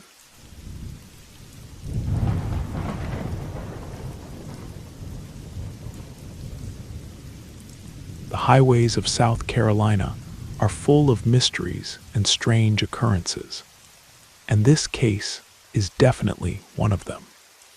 I was on vacation with my family, enjoying a summer getaway at Myrtle Beach. We were having a wonderful time relaxing and making memories together when my uncle suffered a minor accident and needed to be taken to the hospital in Charleston for medical attention. It was already nighttime, but we couldn't delay getting him the care he needed. We had no idea how serious his injuries might be, so we loaded him into our car and headed out onto the highway toward Charleston. The night was very dark, with thick clouds blocking out the moon and stars. We were talking among ourselves to distract from our worries and break the tension of traveling on such a deserted stretch of highway. The road we were on wasn't a major interstate, but rather a two-lane state highway that cut through some pretty isolated country. Suddenly, in a particularly dark section of the road, we noticed a figure in the middle of the highway. The darkness was so complete that we could barely make out what we were seeing, but we could tell it was a woman dressed in white. We only caught a glimpse of her because of the speed we were traveling, but as we passed by and looked back, we could see that she remained in exactly the same spot. Someone in the car suggested that we should stop and go back to see why she was standing there alone in the middle of the road at night. But we decided to continue on to the hospital since we had an injured family member who needed immediate attention. We reached the hospital in Charleston, where my uncle received proper medical care. The doctors examined him thoroughly and determined that his injuries weren't serious, just some cuts and bruises that would heal normally. After receiving treatment and being released from the emergency room, we left Charleston to return to our starting point at Myrtle Beach. On the drive back, we kept talking about that mysterious woman we had seen on the highway. We discussed what she might have been doing out there and speculated about who she could have been. The incredible thing was that when we reached the same location where we had seen the woman in white on our way to Charleston, she was still there, standing in exactly the same place, in exactly the same position. She appeared to be looking directly at us as we approached. This discovery shocked all of us. We decided to shine our headlights on her to try to get a better look at what or who this was. When we focused the car's high beams on that spot, the image suddenly faded away and disappeared completely, as if it had never been there at all. This left us all with goosebumps and chills running down our spines. To this day, we still talk about this incident, but we have no idea what that woman in white was, or what she was doing in the middle of that highway for so many hours, seemingly waiting for something or someone. I would love to solve this mystery. If anyone reading this ever travels that route at night and happens to see this woman in white still standing there, I'd encourage you to stop and investigate what's going on if you have the courage. The experience left us all deeply unsettled. Here was something that defied logical explanation, a figure that appeared solid and real enough to be seen clearly, yet vanished the moment we tried to examine it more closely. The fact that she was in exactly the same position hours later suggested this wasn't just some person who happened to be walking along the highway. South Carolina has a long history of ghost stories and supernatural encounters, particularly involving women in white who appear along lonely stretches of road. These spirits are often said to be the souls of women who died tragic deaths, sometimes in car accidents, sometimes from other causes. They're usually seen as harbingers or warnings, though their exact purpose remains unclear. What made this encounter particularly eerie was the duration. The fact that this figure remained in place for hours between our two trips along that highway. Most ghost sightings are brief, momentary glimpses that leave you wondering if you really saw anything at all. But this was different. This was something that persisted, something that seemed to be anchored to that specific location. The way she disappeared, when we shined our headlights directly on her, also suggested something supernatural. A living person would have been illuminated more clearly by the bright lights, not caused to vanish entirely.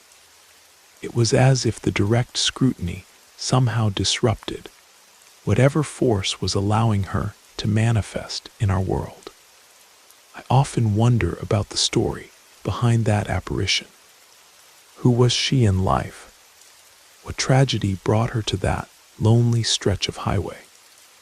And what was she waiting for during all those hours she stood motionless in the darkness?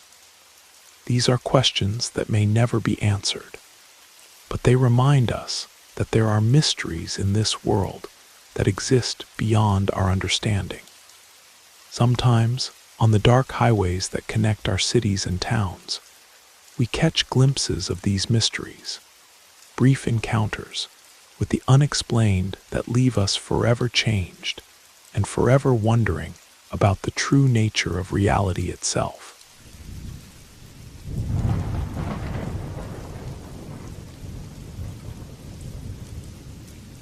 In 1983, I was dating a beautiful girl named Adriana. I had met her at a birthday party for our mutual friend Carlos. From the moment I saw her, I was smitten. She was a stunning blonde with green eyes, long straight hair, and the most captivating smile I'd ever seen.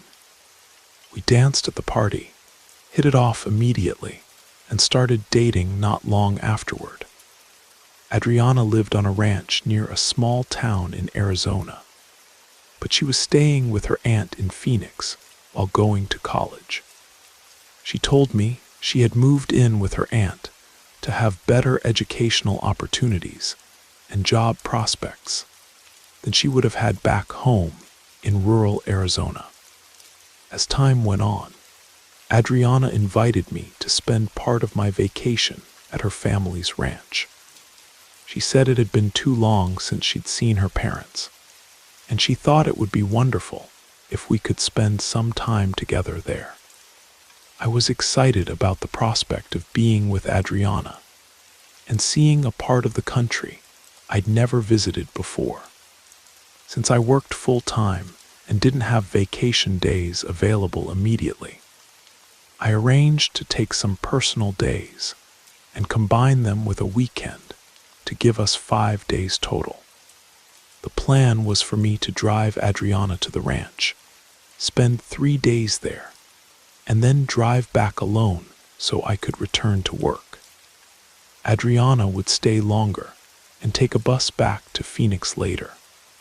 My car was a Ford Mustang that I took very good care of, always keeping up with maintenance and repairs, so I wasn't worried about the mechanical reliability for the long drive. When the departure date arrived, Adriana and I set out from Phoenix for the ranch where her parents lived. It was approximately 550 miles away. I should mention that back in those days, we didn't have the technological resources we have today. No GPS, no cell phones, no internet. Trip planning was done with paper maps, and I used a detailed atlas that I'd bought at a truck stop. It was pretty comprehensive. The journey went smoothly. We drove through some absolutely beautiful desert and mountain scenery, stopping at small towns along the way to rest and stretch our legs. When we finally reached the ranch, it was quite remote from any major city. We had to take a stretch of dirt road to get there, but it was worth the effort. Adriana's parents were incredibly welcoming and treated me like family. We rode horses, went fishing, and took tour around the region. It was absolutely perfect. When Saturday came, as we had planned, I needed to head back home. I'd been having such a great time at the ranch that I ended up leaving later than I'd intended, already getting dark as I prepared to leave. Adriana's parents were concerned about me driving through unfamiliar territory at night, but I was determined to get home Sunday so I could prepare for work on Monday. I said goodbye and hit the dirt road leading away from the ranch just as the sun was setting. Back in those days, The evenings got dark very quickly once the sun went down. The weather was overcast and threatening rain, which made the night even darker than usual. Fortunately, my Mustang had excellent headlights. Plus, I had installed several auxiliary lights as a precaution before leaving Phoenix.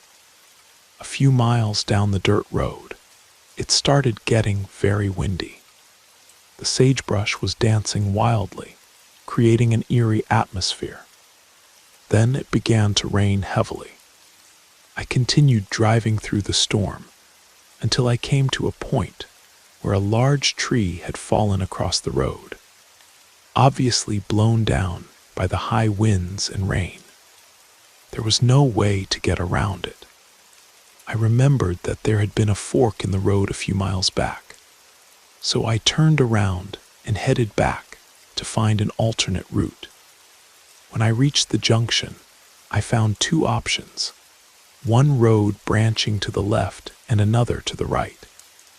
Based on my general sense of direction, I figured the right-hand road would eventually lead me back toward Phoenix, so I took that path. I drove for several miles, but I wasn't entirely sure this road would take me where I needed to go. As I continued, I started noticing strange lights in the sky above the road. They looked almost like neon signs, with blue, green, and red colors illuminating the path ahead of me. This was definitely unusual, so I kept driving to see what was causing these lights. What I'm about to tell you is going to sound completely unbelievable, but I swear it's exactly what happened. As I drove further, something very strange began occurring. It seemed like the landscape around me was gradually disappearing. Even with my headlights, both the original ones and the 3 auxiliary lights I'd installed, I could see the vegetation and road details clearly, but at a certain point, it felt like there was nothing around me anymore. I realized I was driving on what seemed to be a mountaintop road with nothing but empty space on either side. No guardrails, no vegetation, nothing to prevent me from driving off into what appeared to be an abyss. This scared me badly, so I stopped the car and got out to investigate. What I experienced next is the most bizarre and frightening thing that has ever happened to me in my entire life. I swear this is true. When I stepped out of the car, there was absolutely nothing. And when I say nothing, I mean nothing. No vegetation, no rocks, no sky, no horizon, no road surface except directly under my car. The headlights illuminated the immediate area around my vehicle, but beyond that, there was just complete emptiness, a void. I was surrounded by absolute nothingness. I couldn't even feel any wind or hear any sounds, except for my car's engine. I had no idea where I was or how I'd gotten there. I got back in the car, but even the radio wasn't working, just static on every station. I didn't know what to think or what to do. I was completely disoriented and terrified.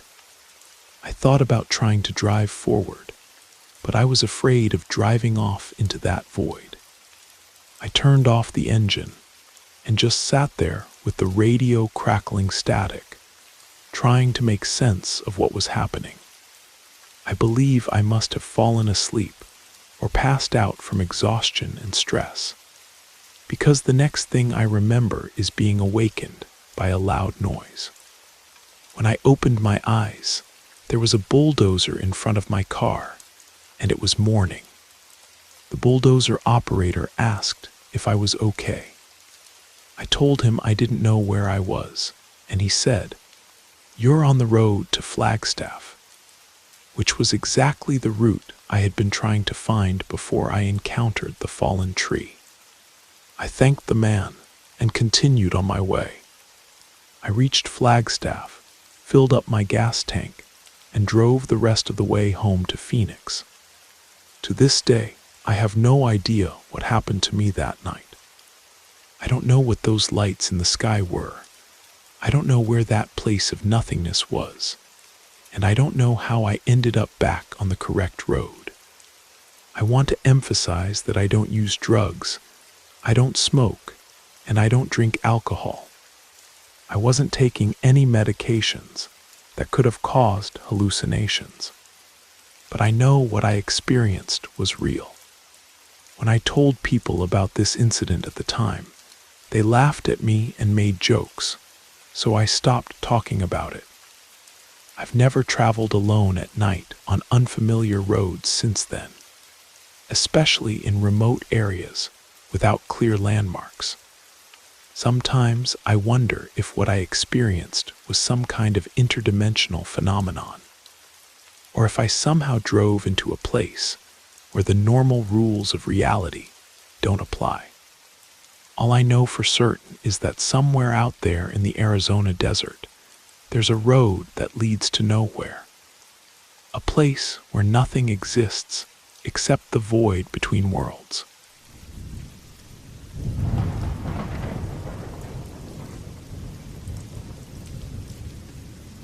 On October 31st, 1978, I had an experience that forever changed my understanding of life and death.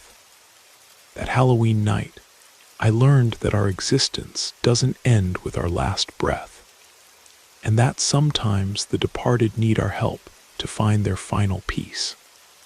My name is William Carter, though everyone back home called me Billy. I was 22 years old then, working my family's cattle ranch in the rolling hills of eastern Montana, about 40 miles outside of Billings. It was a crisp autumn afternoon when everything began. The first snow of the season had dusted the prairie grass that morning, and by 2 o'clock, my father and I were out in the south pasture, repairing a section of barbed wire fence that our Angus cattle had knocked down during their morning graze. The work was cold and tedious, our breath forming small clouds in the frigid air as we stretched new wire between the weathered fence posts. Suddenly, we heard the distant rumble of a pickup truck coming up our gravel drive, followed by the sharp blast of a horn. My mother's voice carried across the field, urgent and strained. Frank Carter, you need to come up here right now.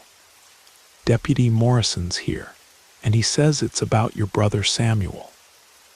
My father dropped his wire cutters and looked at me with worry creasing his weathered face.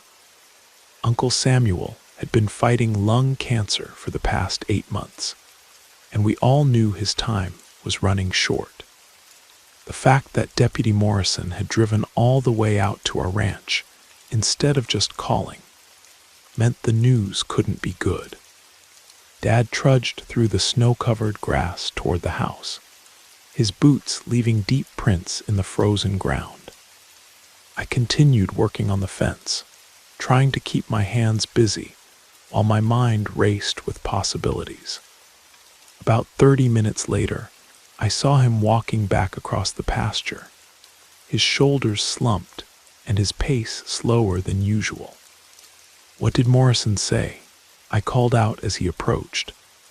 Dad pulled off his work gloves and rubbed his face with both hands. "Your Uncle Samuel took a bad turn this morning. The doctors at St. Vincent's don't think he'll make it through the night. They've moved him to the hospice ward." He paused, looking out across our land toward the distant mountains. "Your mother and I are going to drive into town to be with him. You finish up here with the fence, then take the truck and meet us at the hospital." I felt a knot form in my stomach. Uncle Samuel had been more than just family to me. He'd been like a second father after my own dad was injured in a farming accident when I was 12. Samuel had taught me how to ride broncs, how to read the weather, and how to handle myself in a fight. The thought of losing him was almost unbearable. My parents loaded into our old Ford pickup and headed toward Billings, leaving me alone with the wind whistling through the fence wires and the distant lowing of cattle. I worked until nearly sunset, my fingers numb with cold, then headed back to the ranch house to clean up and grab something to eat. The house felt unnaturally quiet without my parents there. I heated up some leftover beef stew, ate quickly, and then showered and changed into clean clothes. By 7 o'clock, I was driving our second truck down the winding country road toward Billings, the headlights cutting through the gathering darkness. St. Vincent Hospital sat on a hill overlooking the Yellowstone River, its windows glowing warmly against the night sky. I parked in the visitor lot and made my way to the hospice wing on the 3rd floor. The hallways smelled of disinfectant and something else. Something I couldn't quite identify, but that made my skin crawl. I found Uncle Samuel's room at the end of a long corridor. Through the open doorway, I could see him lying motionless in the hospital bed, an oxygen mask covering his gaunt face. The steady beep of monitors filled the room, punctuated by the soft whispers of family members and the gentle sobbing of my Aunt Margaret, Samuel's wife of 37 years. My parents were there, along with several of Samuel's friends from the Veterans of Foreign Wars post and a few neighbors from his street. Everyone spoke in hushed tones, as if afraid to disturb whatever thin thread still connected my uncle to this world.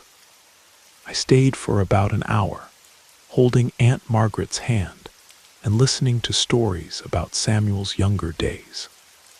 But the atmosphere in that room was suffocating, heavy with grief and the weight of impending loss. I needed air, needed space to think, so I told my parents I was going to step outside for a few minutes. Instead of going to the parking lot, I found myself wandering through the hospital corridors until I discovered a small outdoor courtyard on the ground floor. It was enclosed by the hospital's wings, with a few bare trees and some benches arranged around a small fountain that had been turned off for the winter. The courtyard was lit by a single lamp post, casting long shadows across the concrete walkways. I sat on one of the benches and pulled out a cigarette, my hands shaking slightly as I lit it. The tobacco smoke felt harsh in the cold air, but it gave me something to focus on besides the grief that was threatening to overwhelm me. That's when I heard footsteps on the concrete behind me. Billy Carter. I turned around and my blood turned to ice.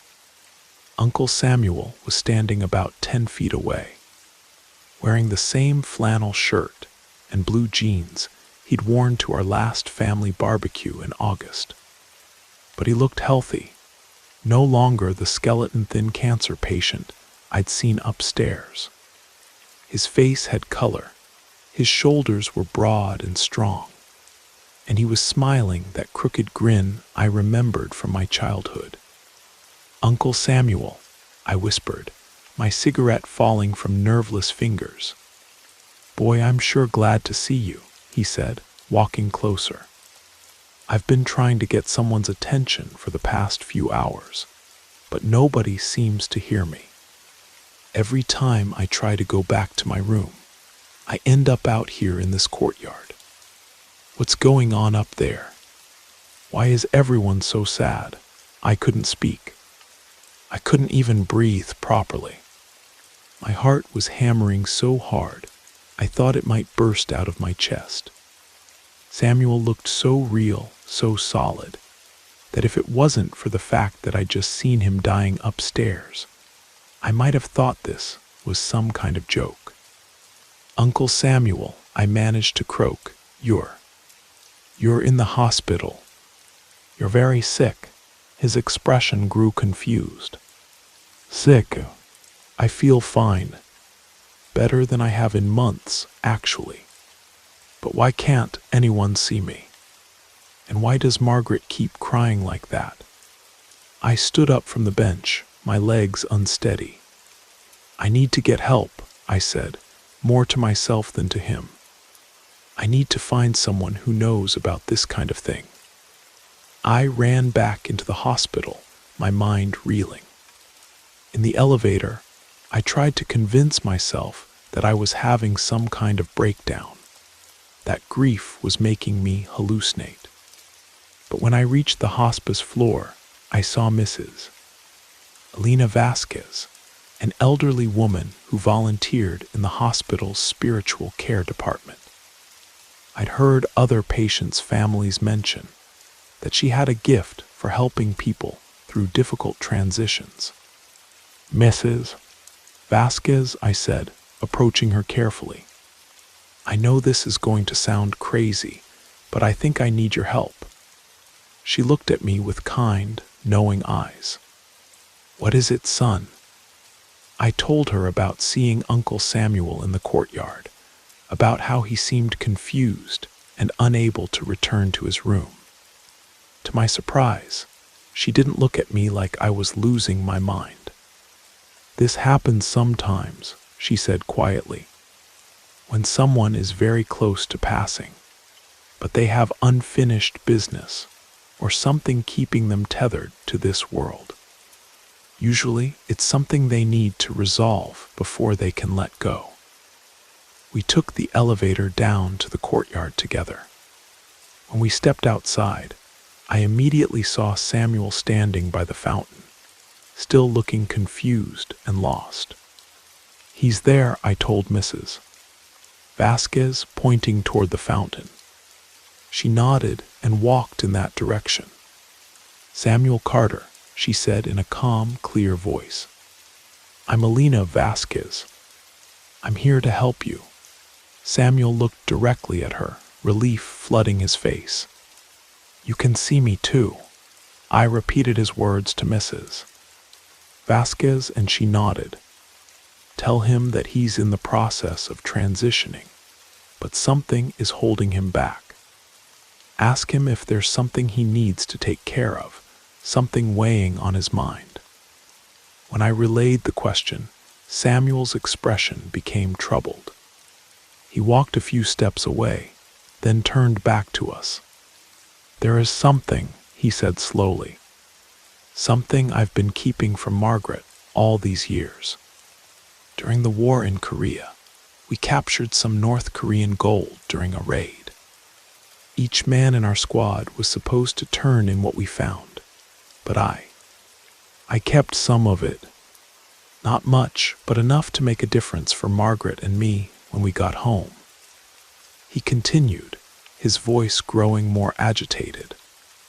"I buried it on our property, behind the old barn, near the lightning-struck oak tree. I always meant to dig it up and tell Margaret about it, especially after I got sick. But the cancer moved so fast, and the medications made me confused. I never got the chance. I translated everything to Mrs. Vasquez." She listened carefully, then said, "Tell him that we'll make sure Margaret knows about it. But first, he needs to let go of the guilt he's carrying. What he did during wartime doesn't define him. He's been a good man, a good husband, and a good uncle to you." When I repeated her words, Samuel's eyes filled with tears. "I just wanted to provide for her," he said. "I wanted to make sure she'd be okay after I was gone. She will be," I told him. "And now she'll have this gift from you to help her through the difficult times ahead." Samuel smiled then, that same crooked grin, but this time it was filled with peace instead of confusion. "Thank you, Billy. You always were a good boy. Take care of Margaret for me, will you?" Before I could answer, he began to fade, becoming translucent like morning mist. Within seconds, he was gone, leaving only the cold autumn air and the sound of wind rustling through the bare tree branches. Mrs. Vasquez and I stood in silence for a moment. Then she placed a gentle hand on my shoulder. "We should go back upstairs now," she said softly. When we reached the hospice floor, I could hear the change immediately. The steady beeping of the monitors had been replaced by a long, continuous tone. Nurses were moving quietly in and out of Samuel's room, and I could hear Aunt Margaret sobbing. Uncle Samuel had passed away while we were in the courtyard. The next day, after the initial shock and grief had settled somewhat, I drove out to Samuel and Margaret's small ranch on the outskirts of Billings. The property sat on about 20 acres of rolling grassland, with a modest house, a red barn that had seen better days, and an old oak tree that had been split down the middle by lightning several years earlier. I found Aunt Margaret in the kitchen, surrounded by casserole dishes and flower arrangements that friends and neighbors had been dropping off all morning. She looked small and fragile, aged 10 years overnight. "Margaret," I said, sitting down at her kitchen table, "there's something I need to tell you about Samuel. Something important." I told her about my encounter in the hospital courtyard, about Samuel's message regarding the buried gold. At first, she looked at me with concern, as if wondering whether grief had affected my mental state. But as I provided more details that only Samuel would have known, her expression grew more thoughtful. "The lightning struck oak," she said finally. "He always said that tree was special to him. He used to sit under it when he needed to think." We walked out to the barn together, along with my father, who had come to help with funeral arrangements. The old oak stood about 50 yards behind the barn, its split trunk creating a distinctive V-shape against the gray sky. "He said to look near the base of the tree," I told them. Dad had brought a shovel from the barn, and we began to dig in the area around the oak's massive root system. The ground was partially frozen, making the work difficult. But after about 30 minutes of digging, the shovel struck something metallic. It was an old ammunition box, wrapped in a rotting canvas tarp.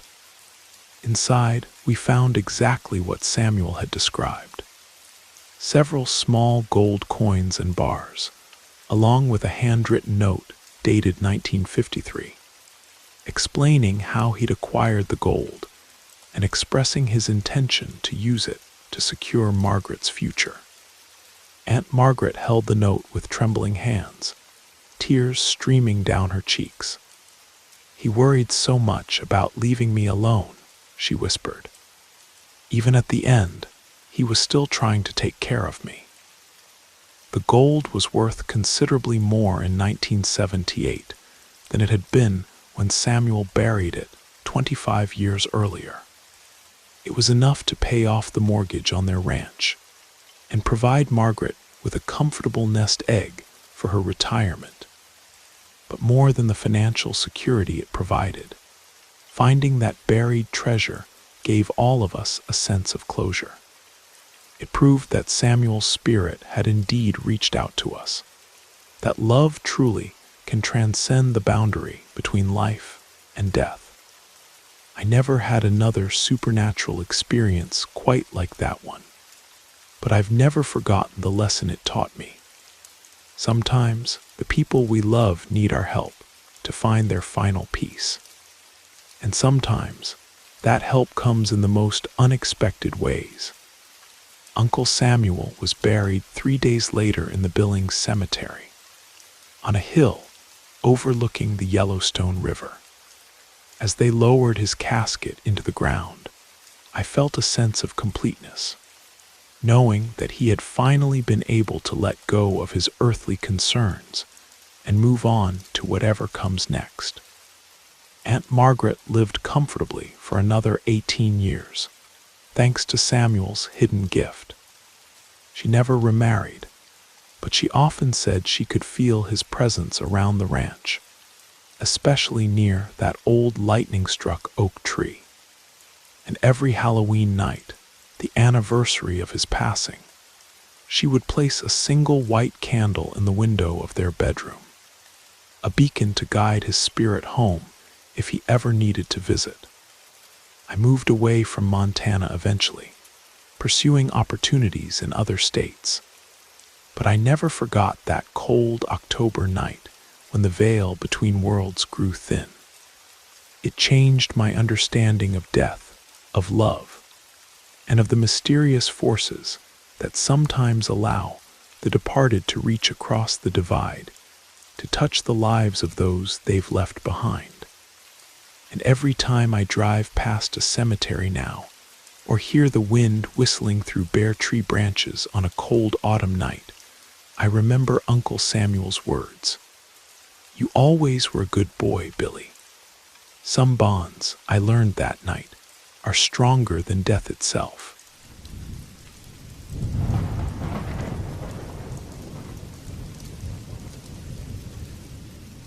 My name is Jake Carson. I'm 35 years old, and I call Amarillo, Texas home. Well, I say home, but the truth is I've got a house there that I barely see.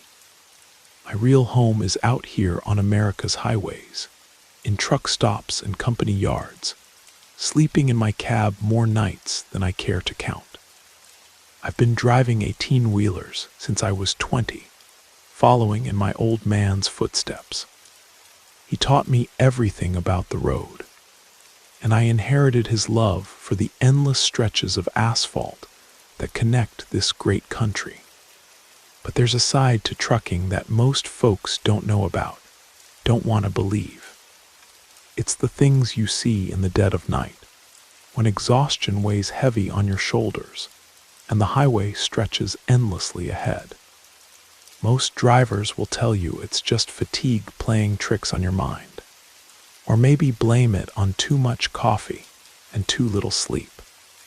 Some folks whisper about pills or worse, but I know what I saw that night in 2015, and my co-driver Danny, Clutch Rodriguez, was right there with me to witness it all. I was engaged back then, planning a wedding, so I wasn't turning down any loads that came my way. In late September of that year, I picked up a freight job hauling electronics from Dallas to Newark, New Jersey. Left Dallas on a Wednesday morning around 5 a.m., figuring it would be a straightforward run across the southern states and up the eastern seaboard. It wasn't. Everything that could go wrong did go wrong. We hit construction delays in Louisiana, a massive pileup in Mississippi that had us sitting for hours, and then a blowout just outside Birmingham that cost us half a day. By the time we rolled into Newark, it was early Friday morning, and I was beat. After unloading at the warehouse, I was ready to head home when my dispatcher called with another job. A friend of his needed someone to haul a load of medical supplies down to a hospital in Baton Rouge, Louisiana. The pay was too good to pass up, especially with a wedding to fund. I called my dad back in Amarillo, and he told me to take it, said the money would set me up nice for the honeymoon. I spent the rest of Friday recovering at a friend's place in Jersey, and around 4 in the afternoon, Clutch and I hit the road for the long haul south. We were looking at over 1,300 miles of driving, straight through the heart of America. I drove until just after midnight, pulling into a truck stop outside Knoxville, Tennessee. We grabbed a few hours of sleep in the sleeper cab, then got back on the road at dawn. The plan was to push through to Louisiana, stopping only for fuel and food. But this trip felt different from the start. I had this nagging feeling in my gut, like something was waiting for us down the road. Call it intuition, call it superstition. But I've learned to trust those feelings after 15 years on the highway. I even considered turning around, heading back to Amarillo, and having my brother take the load from there. It would have meant driving 300 extra miles, but something told me I should.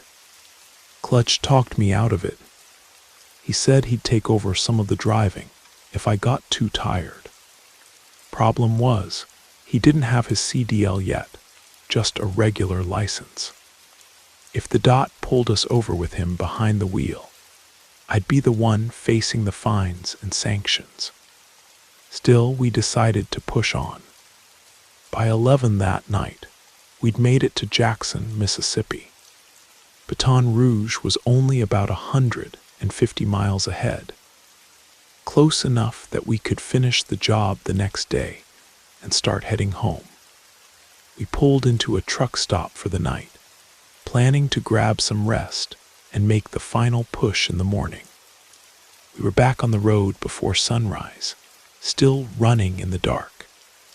I managed to drive until we hit the outskirts of Baton Rouge, arriving just as the sun was setting. My body and mind were at their limit. We found another truck stop and called it a night. The next morning, I delivered the medical supplies to the hospital. The plan was to spend the day resting and start the drive home that evening. But while I was finishing up the paperwork, the logistics manager made me an offer I couldn't refuse. "Since you're already heading back to Texas," he said, "how'd you like to haul a load of construction equipment to a job site we've got up in Shreveport? It's right on your way home, and the pay's good." The route wasn't much of a detour, maybe an extra 100 miles through the Louisiana backwoods.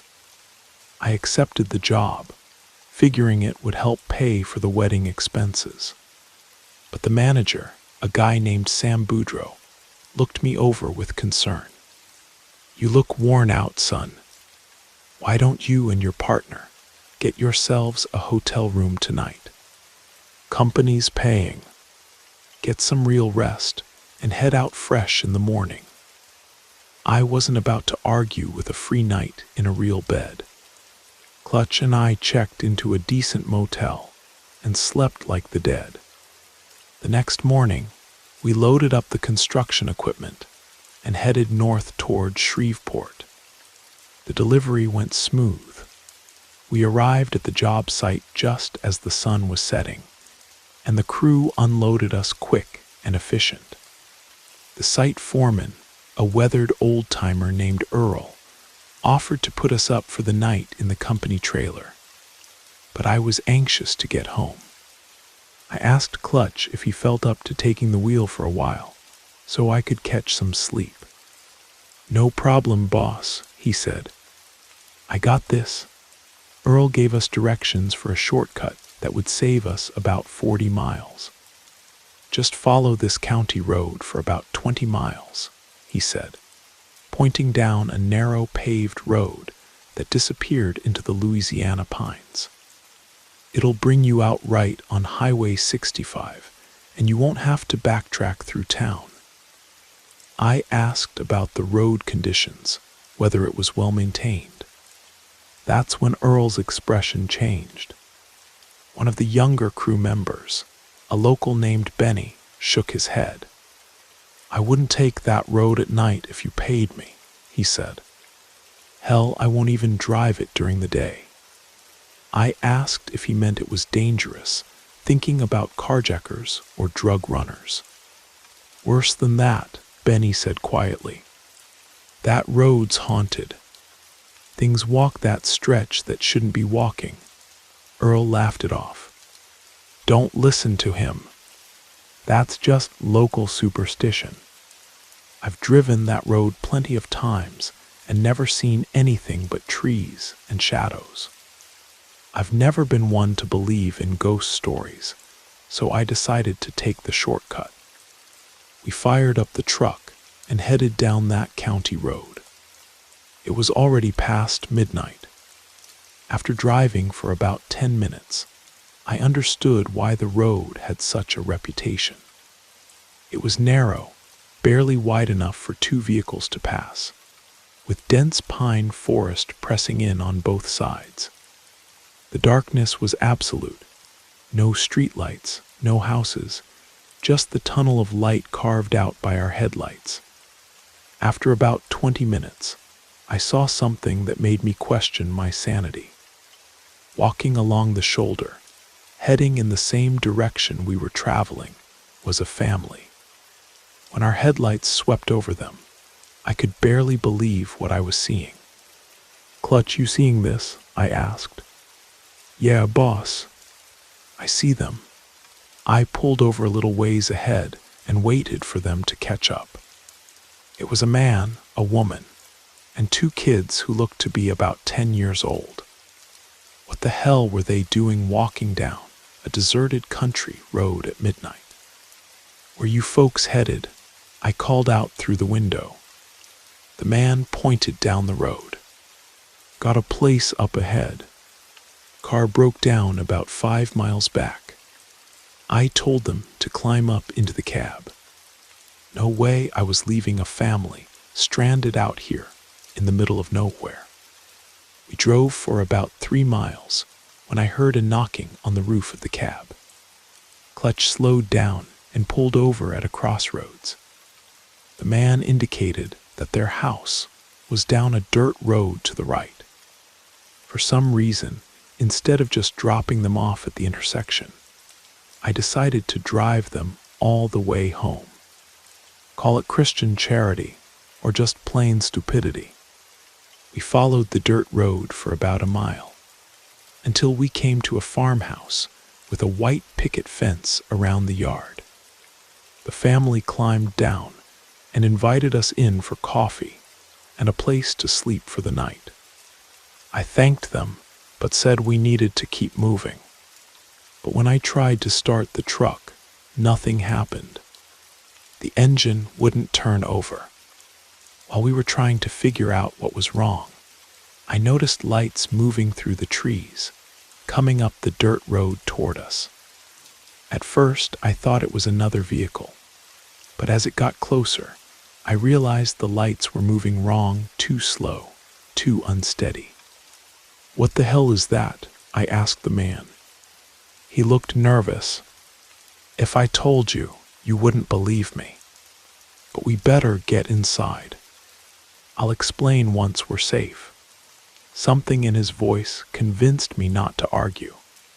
Clutch and I locked up the truck and followed the family into their house. The man immediately extinguished all the lights and motioned for us to be quiet. The curiosity was killing me, so I crept over to the window and peered through the curtains. What I saw out there will haunt me for the rest of my life. Moving up that dirt road was what I can only describe as a procession of the damned. There must have been 20 or 30 figures, all of them carrying what looked like candles or lanterns. But these weren't living people. They moved with a strange, floating gait, and their bodies seemed to shimmer and waver like heat mirages. Each figure appeared to be in agony, their faces twisted in silent screams, their bodies bent and broken. The light from their candles revealed details I wished I couldn't see.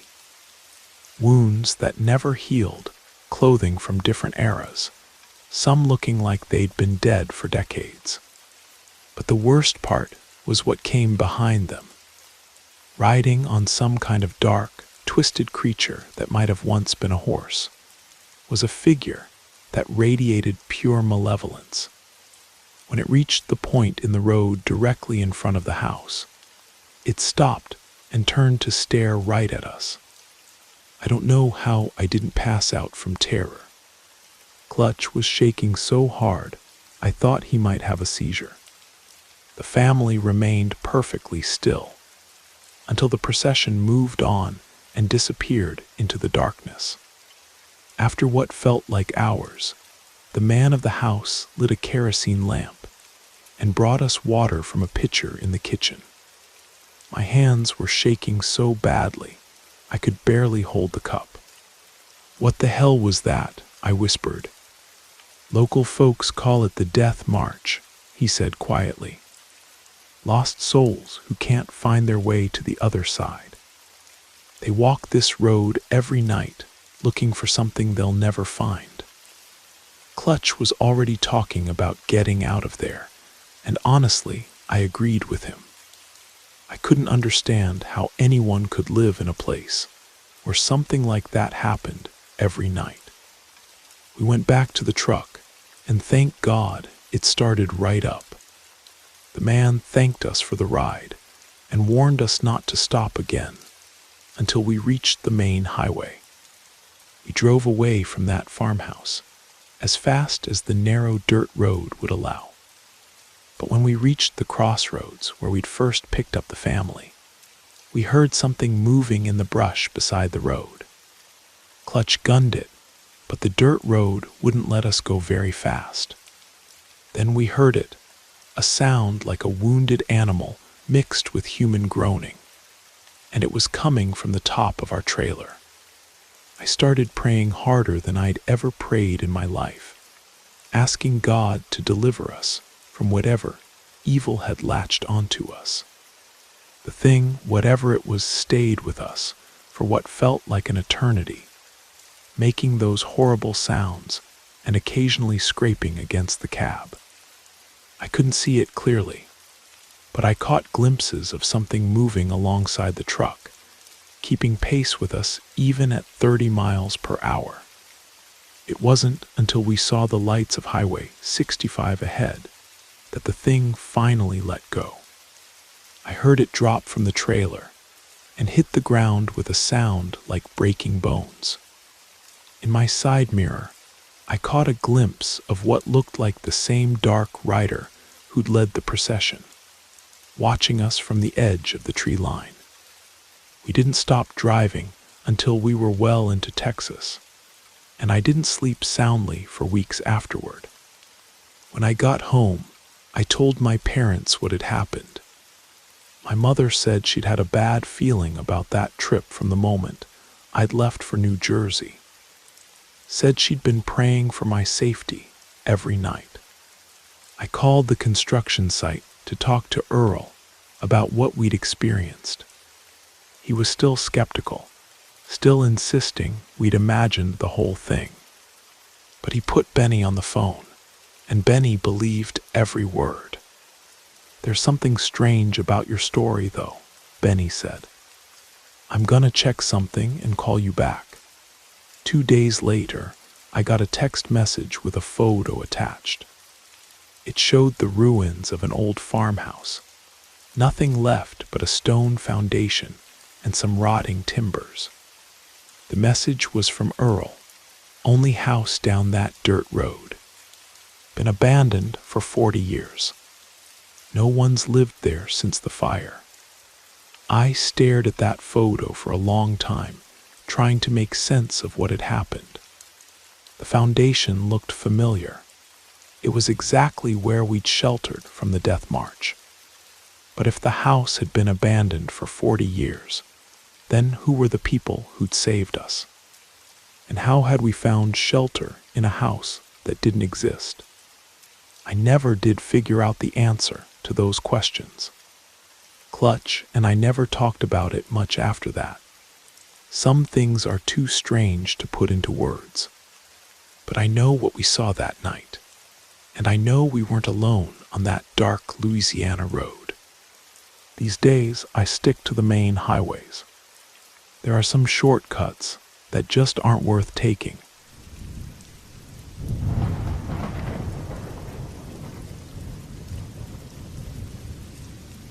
My name is Jake Carson. I'm 35 years old, and I call Amarillo, Texas home. Well, I say home, But the truth is I have an apartment there that I barely see. My real home is out on the highways of America, in truck stops and company yards. Because for the past 15 years, ever since I turned 20, I've been making my living as a long-haul trucker. My father was a trucker too, and it was him who taught me how to handle an 18-wheeler and passed down his love for the open road. There's something about the freedom of the highway that gets in your blood and never leaves. But beyond missing family and the loneliness of the road, there's another side to trucking that most people don't know about or wouldn't believe if they heard it. It's the things you see on the back roads, especially during those long nights when exhaustion sets in and your eyelids grow heavy. Most folks dismiss what we truckers report as hallucinations brought on by fatigue, or they accuse us of being hopped up on amphetamines or other substances. But in 2015, during one unforgettable night, my driving partner Eddie, we called him Roadkill on account of his appetite for truck stop food, and I encountered not one, but two supernatural experiences that I'll never forget as long as I live. I was engaged at the time, so I wasn't turning down any loads that came my way. In March of that year, I picked up a freight job from Amarillo to Los Angeles. I left Amarillo on March 25th around 5 in the morning, loaded down with agricultural equipment bound for the West Coast. It was a grueling trip plagued with setbacks, severe weather, traffic accidents, and to make matters worse, I blew a tire outside Flagstaff. By the time I finally rolled into LA, it was the early hours of March 26th, a Thursday. I spent the morning unloading at the warehouse, and just as I was planning to head home, an old buddy of mine called with another job offer. He asked if I'd be interested in hauling a load of grain to a distribution center in Shreveport, Louisiana. I was hesitant at first, but when I called my father back in Texas, he urged me to take it, saying the pay was too good to pass up. I spent the afternoon resting at a friend's place, and around 4 o'clock, Eddie and I hit the road for what would be over 1,500 miles of driving. I drove until just past midnight, stopping at a truck stop in Gallup, New Mexico, to catch some sleep before continuing the next day. When dawn broke, we grabbed coffee and got back on the interstate, only stopping for fuel and a quick lunch. But this trip felt different from the others. I had this nagging sense of unease, like something dangerous was waiting for us down the road. The feeling was so strong that I actually considered turning around and heading back to Amarillo, maybe getting my father or my brother Tommy to take the load instead. It would have added about 200 miles to the journey, but something in my gut was telling me to bail. Eddie told me not to worry, that he'd take over driving on some of the longer stretches. He was a decent driver, but he didn't have his commercial license yet, and if the highway patrol caught us with him behind the wheel, I'd be the one facing the penalties. Still, we decided to push forward, and around 11 that night, we reached Little Rock, Arkansas. From there, Shreveport was just a stone's throw away. Well, relatively speaking. We still had about 300 miles to go, but we figured we could knock that out in a day or two, depending on how tired we got. Once again, we spent the night in a truck stop parking lot, and the next morning, still in the pre-dawn darkness, we hit the road. I managed to drive until we reached Marshall, Texas, and by the time we got there, night had fallen again. But at least now, we were only about 50 miles out from Shreveport. My body and mind were reaching their breaking point. I pulled into another truck stop, and the following day, after what felt like an epic journey, we finally arrived in Shreveport. I unloaded the grain at a warehouse that morning, and my plan was to spend the day recuperating and only start the return trip after dark. But while I was finishing up the paperwork, the cargo owner, a man named Samuel, made me an unexpected offer. Since I was already heading back to Texas anyway, he asked if I'd be willing to haul a load of cattle feed to a ranch he owned near the town of Center, which was up in East Texas. From there, I could easily connect back to the interstate and make my way home to Amarillo. Since the detour wouldn't add much distance to my return trip, I agreed to take the job. But Samuel looked at me carefully and said, "You're staying in Shreveport tonight. I'll set you up at a hotel. Don't worry about the cost, it's on me. You can head out tomorrow morning when you're properly rested." I accepted his generous offer, and Eddie and I spent the day and night at the hotel, getting some much-needed rest before hitting the road again. The next morning, we left Shreveport early and made good time to Center, arriving in the early evening. There was already someone waiting for us at the edge of town, a jovial man named Billy who guided us out to the ranch. The property was located about 20 miles outside of town, deep in the East Texas pine forests. As soon as we arrived, the ranch hands quickly unloaded all the feed. The ranch foreman, a weathered man named Louis, offered us a place to stay for the night, but I was eager to get home. I asked Eddie if he felt up to doing some of the driving so I could rest.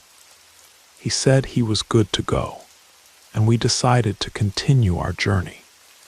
Louis then told us about a shortcut that would save us about 30 miles. According to him, all we had to do was follow a county road that would bring us out on the main highway without having to backtrack the way we came. I asked about the road conditions, whether it was well maintained or full of potholes. That's when one of the ranch hands, an older fellow named Pete, looked us both in the eye and said, "The road's in good shape, but it ain't what I'd call trustworthy. I wouldn't have the nerve to drive it in broad daylight, let alone at this hour." When I asked if he meant it was dangerous thinking about bandits or carjackers, he shook his head and said it was worse than that. According to him, that road was haunted. Louis just laughed and said it was nonsense that the locals had made up, that he'd never seen anything unusual himself. Since I'd never been one to believe in ghost stories, I decided to take the shortcut. I fired up the truck and began our journey into the night. By now, it was well past midnight. After driving for several miles, I discovered that this road would give anyone the creeps, no matter how brave they thought they were. It was narrow, with dense forest pressing in from both sides, creating a tunnel of absolute darkness that our headlights could barely penetrate. About 20 minutes into the drive, I saw something completely unexpected. Walking along the road in the same direction we were traveling was a family. A man, a woman, and what appeared to be 2 children. When our headlights illuminated them, I could hardly believe my eyes. I asked Eddie if he was seeing what I was seeing, and he confirmed that he was. I pulled over a little ways ahead of them and waited for the man to approach. I asked where they were headed at such a late hour, and he told me they lived further down the road. Without hesitation, I told them to climb aboard. It was a father, mother, and 2 kids who looked to be around 10 years old. We traveled for about 3 miles when I heard a tapping on the roof of the cab. Eddie slowed down and stopped at a crossroads, where the man indicated that their house was down the road to the right. I don't know what possessed me, but instead of just dropping them off at the intersection, I decided to drive them all the way home. We continued down the side road for another mile or so until we came to a gate. The family got out and invited us to come inside and spend the night. I thanked them for the offer, but said we needed to keep moving. However, when we tried to start the truck, the engine wouldn't turn over. We tried several times, but nothing happened. While we were struggling with the ignition, we began to see lights and hear voices coming up the road toward us. I'd never experienced anything like it, so I asked what was happening. The man looked at us gravely and said, "If I tell you, you won't believe me. But we'd better get inside. I'll explain once we're safe." I could see he was genuinely frightened, so the smart thing to do was follow his lead. Eddie and I locked up the truck and followed the family inside their modest farmhouse. As soon as we were all inside, the man shut the door, extinguished the oil lamp, and we all sat in complete silence. The whole situation was bizarre, and curiosity got the better of me. I crept over to one of the windows and peered through a crack in the shutters. Honestly, I should have minded my own business and stayed put. What passed by our window was what the locals call the Death March. There were dozens of figures that resembled people, all apparently writhing in agony, each carrying what looked like a flickering candle that illuminated the entire road. By the light of these candles, you could see them moving forward, but incredibly, none of them seemed to touch the ground. These spirits were floating just above the earth, moaning and wailing as they passed. If this scene wasn't horrifying enough, bringing up the rear was a creature mounted on some kind of black, hairy beast that resembled a horse, but smaller and more elongated. When it reached the exact spot in front of the house where we were hiding, it stopped and remained there for several seconds, staring directly at our location. I don't know how I managed not to faint. Eddie was paralyzed with terror, barely able to breathe. The family remained completely silent until all the creatures had passed and disappeared into the darkness of the night. The homeowner relit the oil lamp, went to a water pitcher in the kitchen, and brought us some water to help calm our nerves. By this point, I was so shaken that I barely had the strength to hold the cup. The fear I experienced that night was unlike anything I'd felt in my entire life. After we drank some water and regained our composure, Eddie told me he wanted to get out of there immediately, regardless of the circumstances. The homeowner insisted that we stay and spend the night with his family, but I also wanted to leave that place. I couldn't understand how anyone could live in such a remote location, especially with those things passing just yards from their front door. We returned to the truck, and thank God, this time the engine started right up. The homeowner thanked us for the ride and warned us to stay alert and not stop again until we reached the main highway. We continued our journey, but when we got back to the crossroads, we heard strange noises coming from the edge of the forest. Eddie pressed on the accelerator, but given the road conditions, he couldn't increase our speed very much. Soon we heard what sounded like a combination of groaning and growling coming from the trailer behind us. I began to pray, asking God to deliver us from this evil. Before long, we started hearing the sounds much closer to the cab. You have no idea how terrified I was at that moment. Even so, we kept moving forward, and whatever it was kept following us. I couldn't see what was making the noise, no matter how hard I tried. We drove for about another hour when we finally saw headlights ahead of us, which gave me tremendous relief because I knew we were approaching the main highway and getting away from that cursed back road. At that moment, whatever had been on our trailer jumped down to the ground and began running alongside the truck on my side. It seemed like this demon was enjoying itself, playing some kind of twisted game with us. I looked out the side window, and despite the darkness, I managed to get a clear view of the creature. It looked like a deformed man riding an animal unlike anything I'd ever seen, smaller than a horse, but with glowing eyes that burned with an intense light. I realized this was the same entity that had been leading the procession of souls when they passed in front of the house where we'd been hiding. Thank God the creature finally stopped pursuing us, and we continued our journey without further incident. We didn't stop again until we were well past Dallas, and after that, I drove straight through to Amarillo.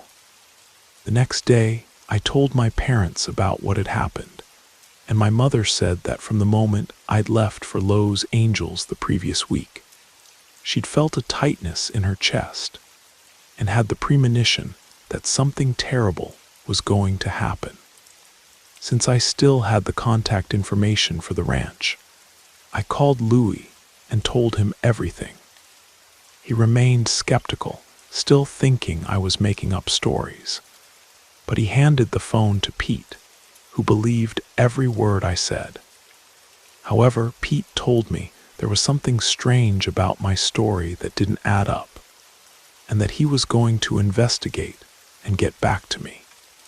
2 days later, I received a photo of an old, abandoned house on my phone. Looking at it carefully, it resembled the house where Eddie and I had taken shelter. The person who sent the photo was Louis, and he told me that the only house in the direction of that crossroads was this one, and that no one had lived there for many years. In fact, the structure didn't even have a front door anymore. After receiving that photo, I became even more confused, and I'm still left wondering whether the house really is abandoned, or if Louis is just playing some kind of elaborate joke on me and Eddie. These are the kinds of things that happen out here on the road, though most people refuse to believe them.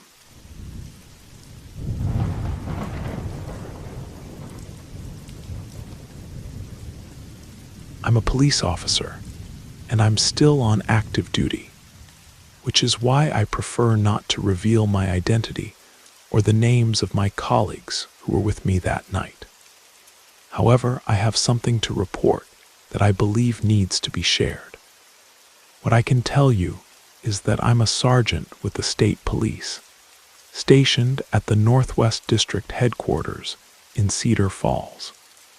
But when this incident occurred back in 2012, I was assigned to Millbrook, a small town about 50 miles from our main station. I remember it like it was yesterday, a Thursday night, October 11th, 2012. I was driving the patrol car with my sergeant and 2 other officers. We were doing our routine night patrol, making our rounds through the quiet streets of Millbrook, when around 9:30 in the evening, we received what seemed like a prank call or some kind of sick joke. The call came from a young couple who claimed they were parked behind the old Riverside Cemetery, spending some intimate time together, when several figures approached their car and began watching them. At first, they thought it might be criminals planning a robbery or something worse.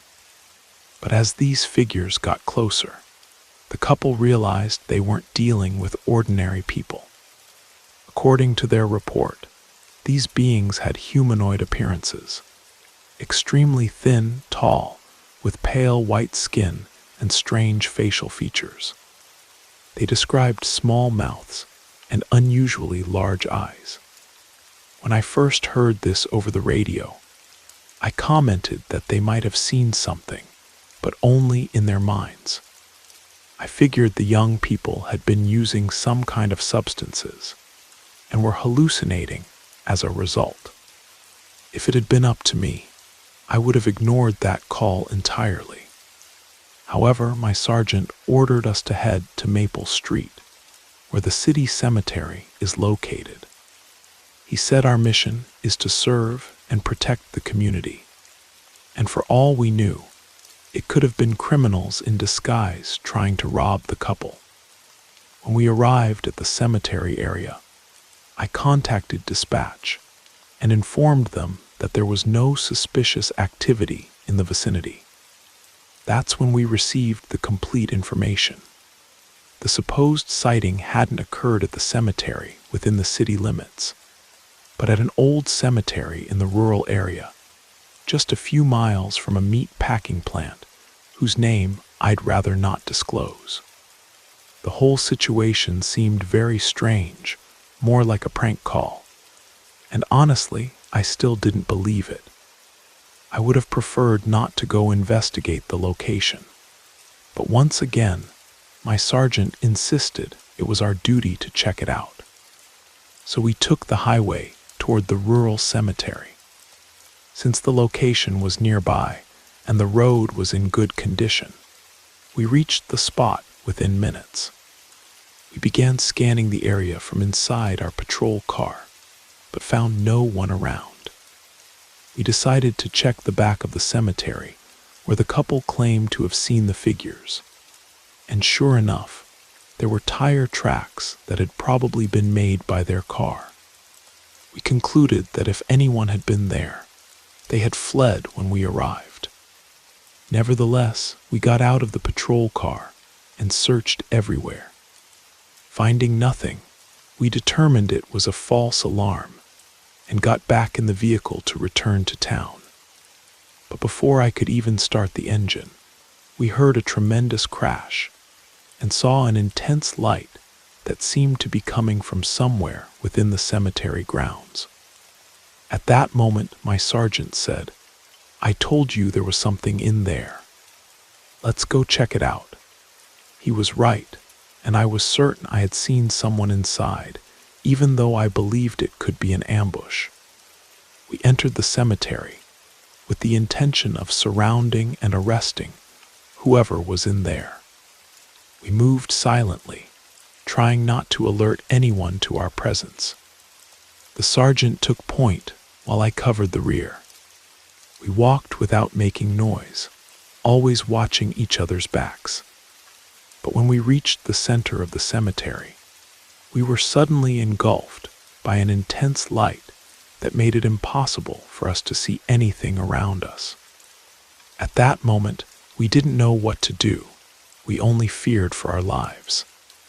We stood there paralyzed, but after several seconds, the light began to diminish in intensity and transformed into several luminous spheres about the size of basketballs. I felt the greatest fear of my entire life. Respecting our chain of command, I spoke to my sergeant. "Sergeant, this isn't from this world, but whatever you order, we'll obey." I really wasn't going to run away. I drew my weapon, aimed it at the spheres, and tried to fire. But at that moment, my gun simply jammed. This had never happened before. I checked it again, it wasn't stuck, and once more tried to shoot, but couldn't. I concluded that we weren't dealing with any living creature. The sergeant ordered us to leave the area immediately. I tried to move away, but unexpectedly, my legs seemed to disobey my brain. I remained motionless, unable to move, and it wasn't just me. All four of us were paralyzed like statues, yet fully conscious of everything that was happening around us. In perfect synchronization, the lights began to hover above us, emitting some type of beam that caused us no pain or other sensation. The beams seemed to be examining us, while we remained helpless in that situation. My heart was racing so fast, I thought it would burst from my chest. Then the light spheres began to rise and fall, passing by our sides, while we continued unable to move, paralyzed without any reaction. Suddenly, the lights went out, but a high-pitched, sharp sound occurred that quickly ceased, leaving only an almost absolute silence where we could hear only the sound of our breathing. Gradually, movement returned to us, and after a few moments, we were able to move again. At that point, I felt relief, but just when we thought the worst had passed, some beings appeared, or at least showed themselves to us, that matched the description given by the kids who had made the call. They didn't attack us, they just stood there observing us. They showed no reaction, and I don't know how to explain it, but they seemed to admire us the way we do when we visit a zoo. I don't know if it was survival instinct, but I quickly grabbed my weapon and fired in the direction of the beings. This time the gun fired, but the bullet didn't hit them, or if it did, it caused no damage whatsoever. The sergeant reprimanded me and said, "Lower that weapon and let's get out of here. These aren't living beings." We left quickly, but when we got into the patrol car and I tried to start it, it wouldn't work. Inexplicably, the radio went silent, and our cell phones stopped functioning. Even though we were trained to maintain calm in stressful situations, I panicked. The light spheres returned and hovered above the patrol car. And once again, there was another flash like an explosion that left us blind for several seconds, unable to see anything. After our vision returned, the radio still wasn't working. But this time the car started, and I accelerated to get out of that place as quickly as possible. I drove down the road until we reached the main highway, and soon we could see the lights of a town. But here's where something even more mysterious happened. We had somehow arrived in Riverside, a town that's in the opposite direction. What's most interesting is that we never saw ourselves passing through Millbrook. And just as suddenly as the radio and cell phones had stopped working, they started functioning again. When we looked at the time, it was already past midnight. That call was definitely the strangest and most inexplicable one we've ever received in our lives.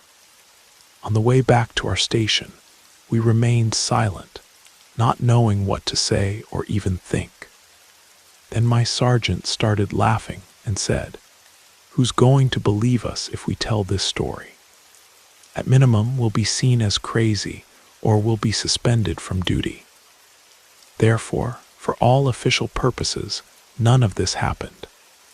To justify the delay, we decided to report that we had found a suspicious vehicle and pursued it, but couldn't capture the occupants, who were probably the same ones who had been in disguise trying to rob the young couple. So that became the official version. But my 3 companions, and I knew what really happened that night in that cemetery. To this day, I still wonder who those beings were and where they came from. In any case, I can conclude that they didn't want to harm us, because if they had, we wouldn't have stood a chance. Our weapons jammed, and when they did work, they didn't injure the beings.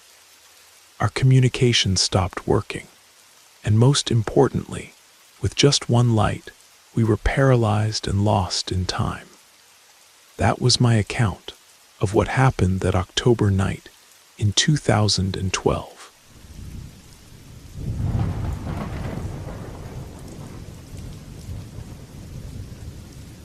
My name is Jackson Coleman, and I live in Amarillo, Texas.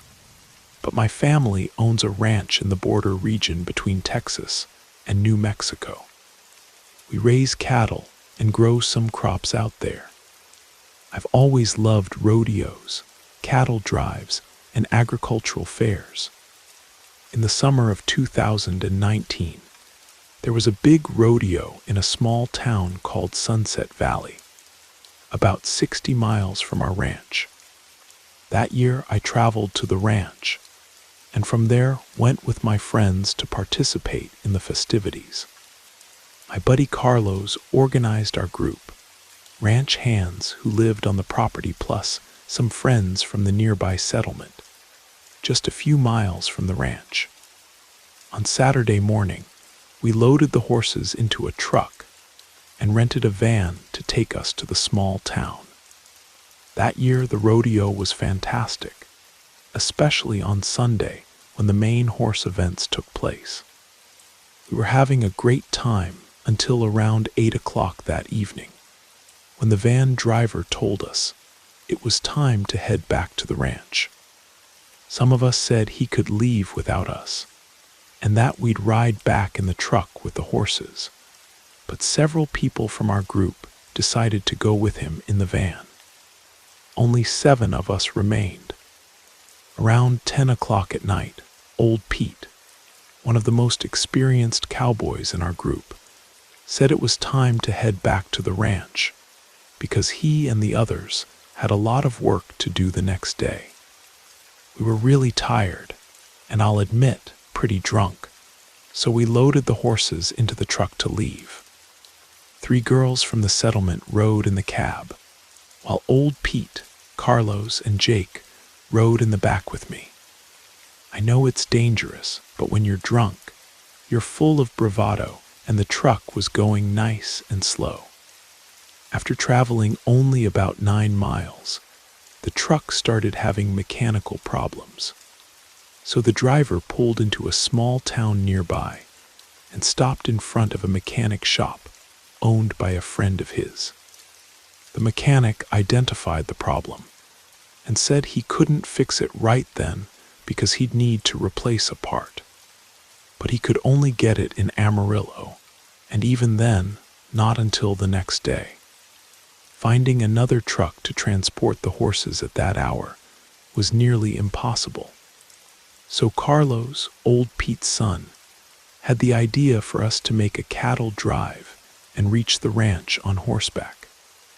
The distance between the town where we were stranded and my family's ranch was about 31 miles if we took the highway.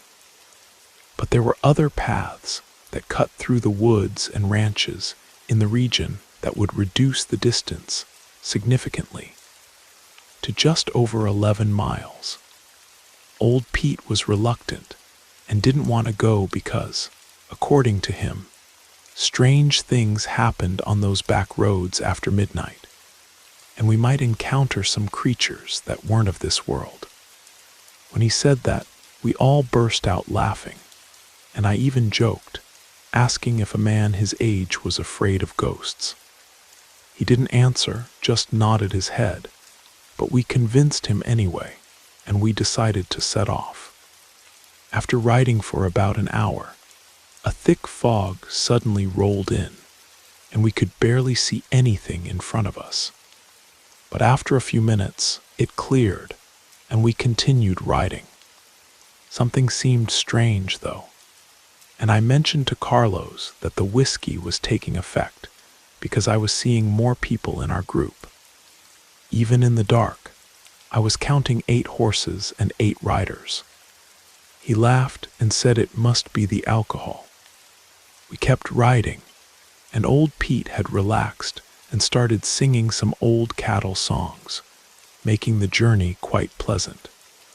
But when we approached the old cemetery, the horses started getting spooked. They seemed to be seeing something ahead of us that we couldn't see. Old Pete stopped singing, raised his hand, and asked us to be quiet. We all fell silent. We didn't see anything, but the horses remained nervous and didn't want to go forward. That night, the moon was just a sliver in the sky and provided little light. Suddenly, I felt a chill, and when I looked up, a cowboy completely dressed in black leather passed by our side, mounted on a horse as black as the night itself. I remember him saying, "Come with me. Don't stay on this road." Old Pete crossed himself and said, "May God protect us." That's a spirit, it has to be. No sooner had he finished speaking than the tops of the fence posts looked like they were catching fire. At that moment, the horses began to whinny and rear up. To avoid an accident, we dismounted and tried to pull them by their reins. I approached old Pete and asked who that man was. He said he didn't know, but that he wouldn't harm us. It was all very strange, and we didn't know what to do. Then we heard the cowboy's voice from in front of the old cemetery. "Come on, stop being afraid. It's safer to come in here than to stay on the road." Imagine our fear, because if the cemetery was safer, what would we encounter further down the road? Old Pete took the lead, and we entered with the animals since the old cemetery didn't even have a gate. Incredibly, the horses calmed down, and the cowboy asked us to go deeper inside and stay quiet.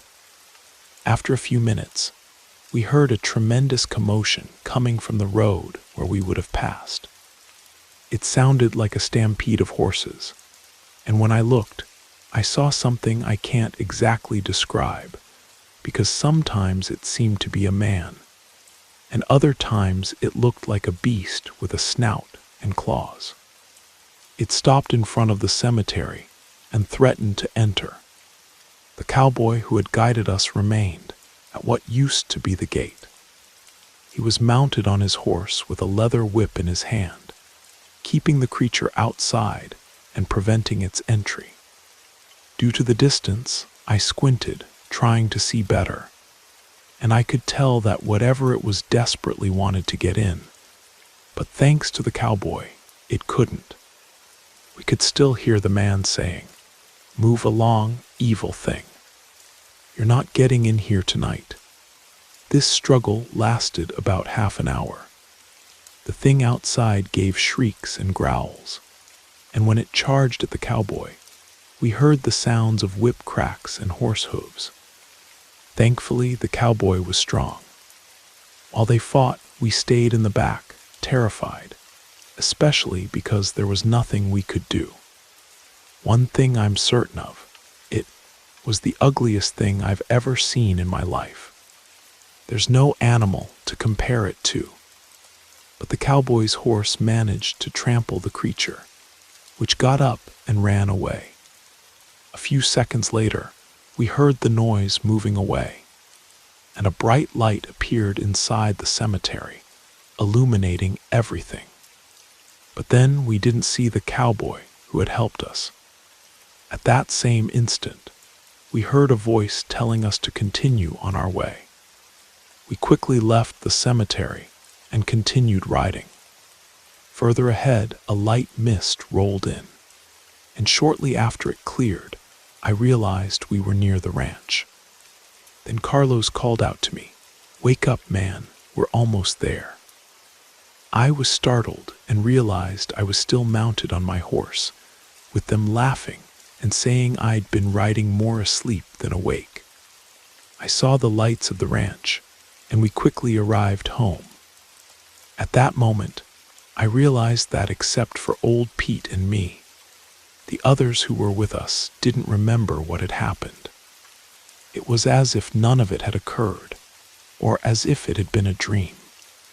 I asked old Pete if he remembered, and he said yes, but he asked me not to mention it to anyone. He just told me that this world has many mysteries, that it's not up to us to solve. The next day after lunch, I took the car and went with old Pete to the old cemetery. There were horse hoof marks on the ground at the entrance and also in the back, as if they had been stomped. So I was certain it hadn't been a dream. To this day, I don't know who really helped us, much less who tried to attack us, and why the other 5 forgot everything. But after that experience, when I go to the ranch, I avoid taking the back roads at night. I know that danger can strike at any moment, and sometimes protection comes from the most unexpected places.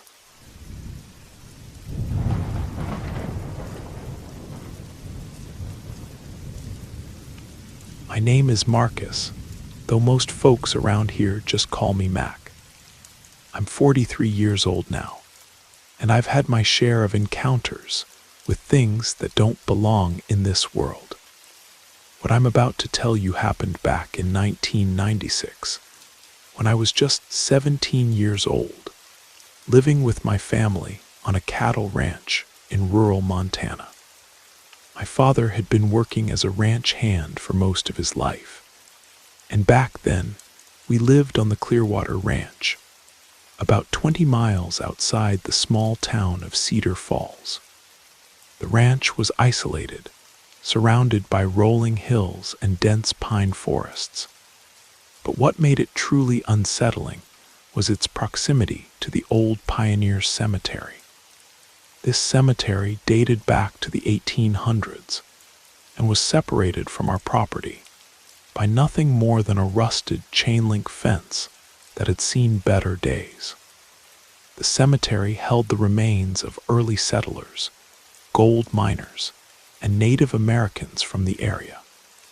Over the decades, many of the headstones had crumbled or been overtaken by wild grass and scrub brush. Local folklore claimed the cemetery was built on what was once sacred burial ground. And whether that was true or not, strange things happened there regularly. Living so close to that place, we'd all witnessed unexplained phenomena.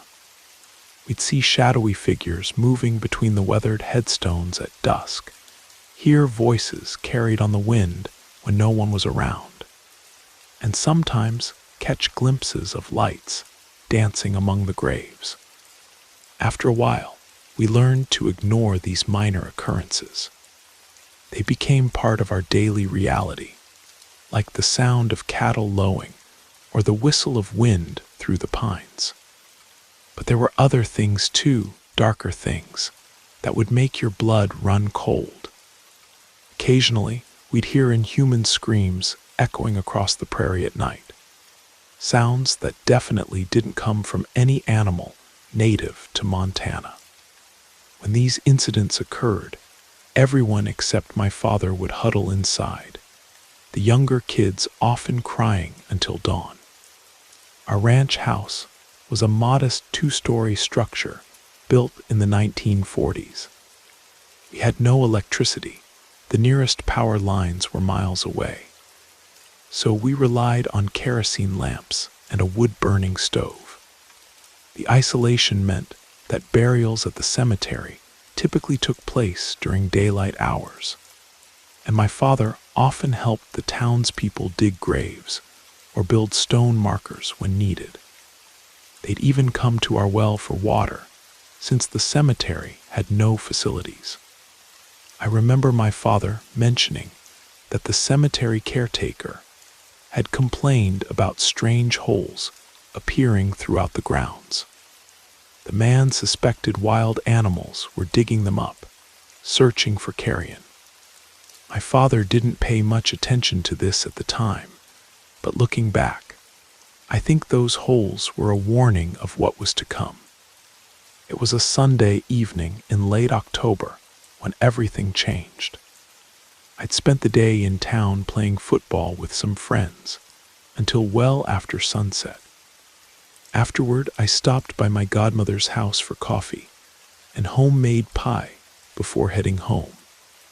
By the time I left her place, it was past 8 o'clock, and darkness had settled over the countryside like a heavy blanket. I was riding my horse, a reliable quarter horse named Copper, along the dirt road that led back to our ranch. The night was unusually quiet. No crickets chirping, no owls hooting, just the steady clip-clop of Copper's hooves on the packed earth. When I was about halfway home, I noticed something strange. A bright light was emanating from within the cemetery grounds, similar to the glow of a gas lantern, but much more intense. This immediately struck me as odd, since I knew no one had died in town recently. And even if they had, no one conducted nighttime burials. As I continued riding, Copper became increasingly agitated. About 50 yards from the cemetery entrance, he refused to go any further. He snorted and pawed the ground, his ears pinned back in fear. I'd never seen him behave this way before, since I never believed in forcing animals to do something against their instincts. I dismounted and tried to lead Copper by the reins. But as we approached the cemetery gate, he reared up and bolted, leaving me standing alone in the darkness. I found myself drawn to investigate the source of the light. Peering through the cemetery's iron gates, I could make out a figure moving among the headstones. From a distance, it looked like a man of average height, and for a moment I thought it might be my father. "Dad," I called out. "Is that you?" No response came. The figure continued moving deeper into the cemetery until it disappeared behind a large monument. Confused and slightly unnerved, I decided to head home to find out what was going on. When I reached our ranch house, I found my father sitting on the front porch in his favorite rocking chair, a cup of coffee in his hands. My mother was beside him, mending clothes by lamplight, while my younger siblings played cards at a small table nearby. My father looked up as I approached. "What's got you looking like you've seen a ghost?" he asked, noting my pale complexion. I told him about the light in the cemetery and the figure I'd seen moving among the graves. My father's expression grew serious as he listened. He stood up and gazed toward the cemetery, which was barely visible in the moonlight. "Best to leave it alone, son," he said after a moment. "Some things aren't meant for the living to understand." His words made me more curious than before, but I decided to let it go for the time being. I headed inside to wash up, then remembered Copper was still missing. When I asked my father if he'd seen the horse, he just shrugged and said that if I didn't know where my own horse was, how could he be expected to know? I saddled up another horse and went searching for Copper. I found him about 300 yards down the road, grazing calmly as if nothing had happened. I grabbed his reins and led him back to the ranch, putting both horses in the pasture that bordered the back of the cemetery. As I was walking back to the house, I noticed movement in the cemetery again. This time, instead of fear, curiosity got the better of me. I approached the fence that separated our property from the burial ground, and that's when I heard sounds that made my skin crawl. There was scratching, like claws on stone, and strange guttural noises that definitely didn't come from any human throat. I could see something moving in the darkness near one of the newer graves. A young man who died in a car accident just a few weeks earlier. Whatever was in there seemed to be digging, but as I watched, the thing stood upright beside the grave. Even in the dim moonlight, I could tell this wasn't human. My legs went weak, and I managed to call out for my father.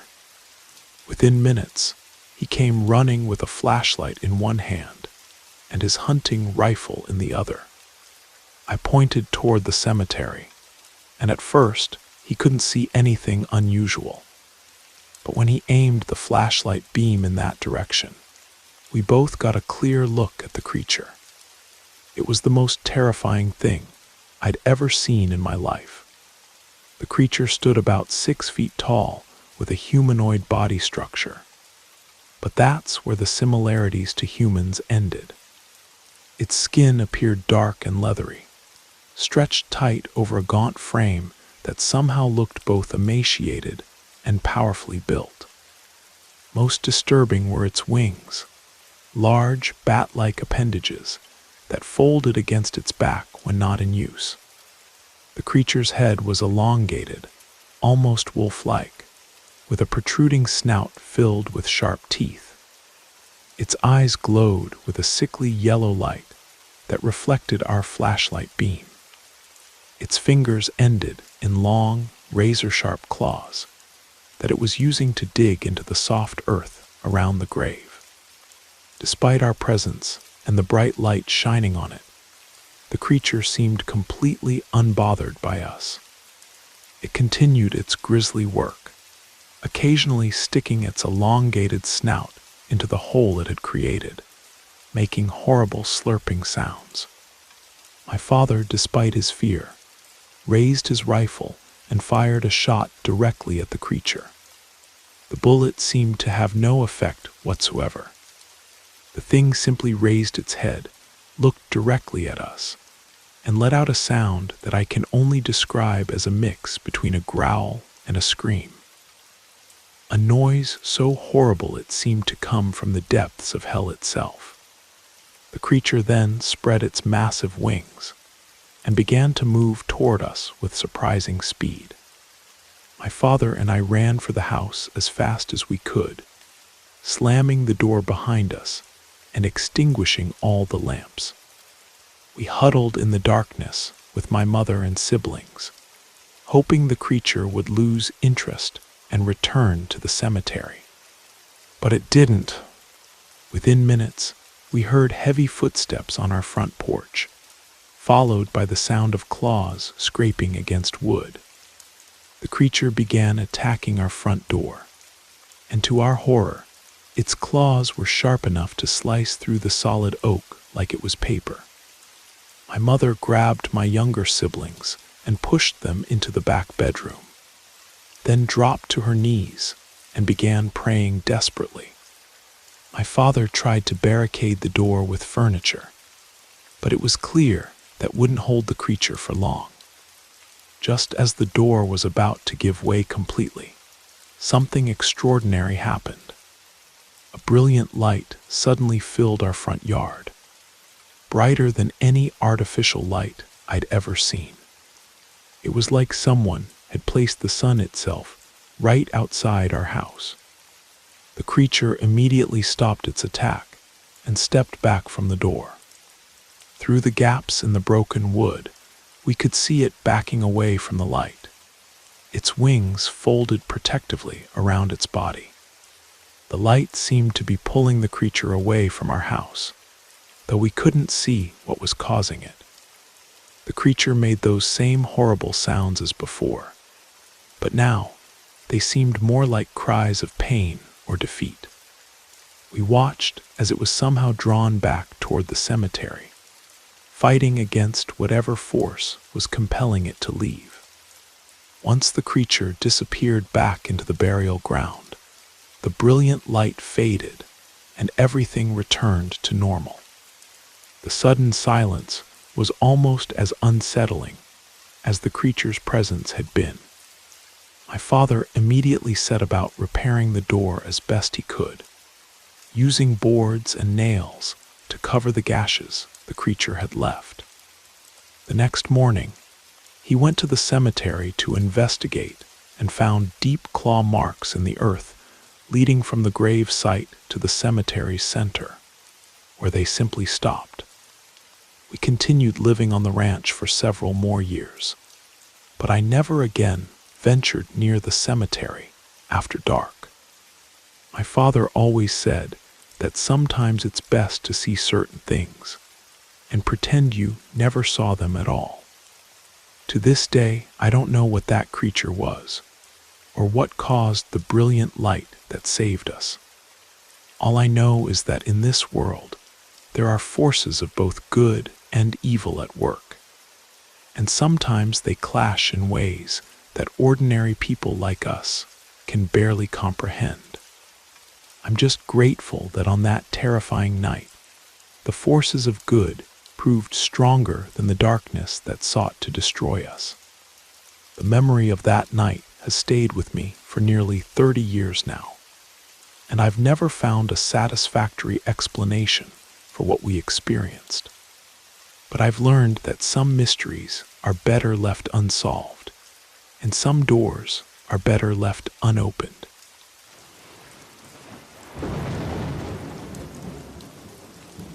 You made it to the end of the stories. That means it's the perfect time to subscribe so you don't miss future episodes. And if you haven't already, leave a like and drop a comment. I'd love to hear your thoughts. Have a great time relaxing, and good night.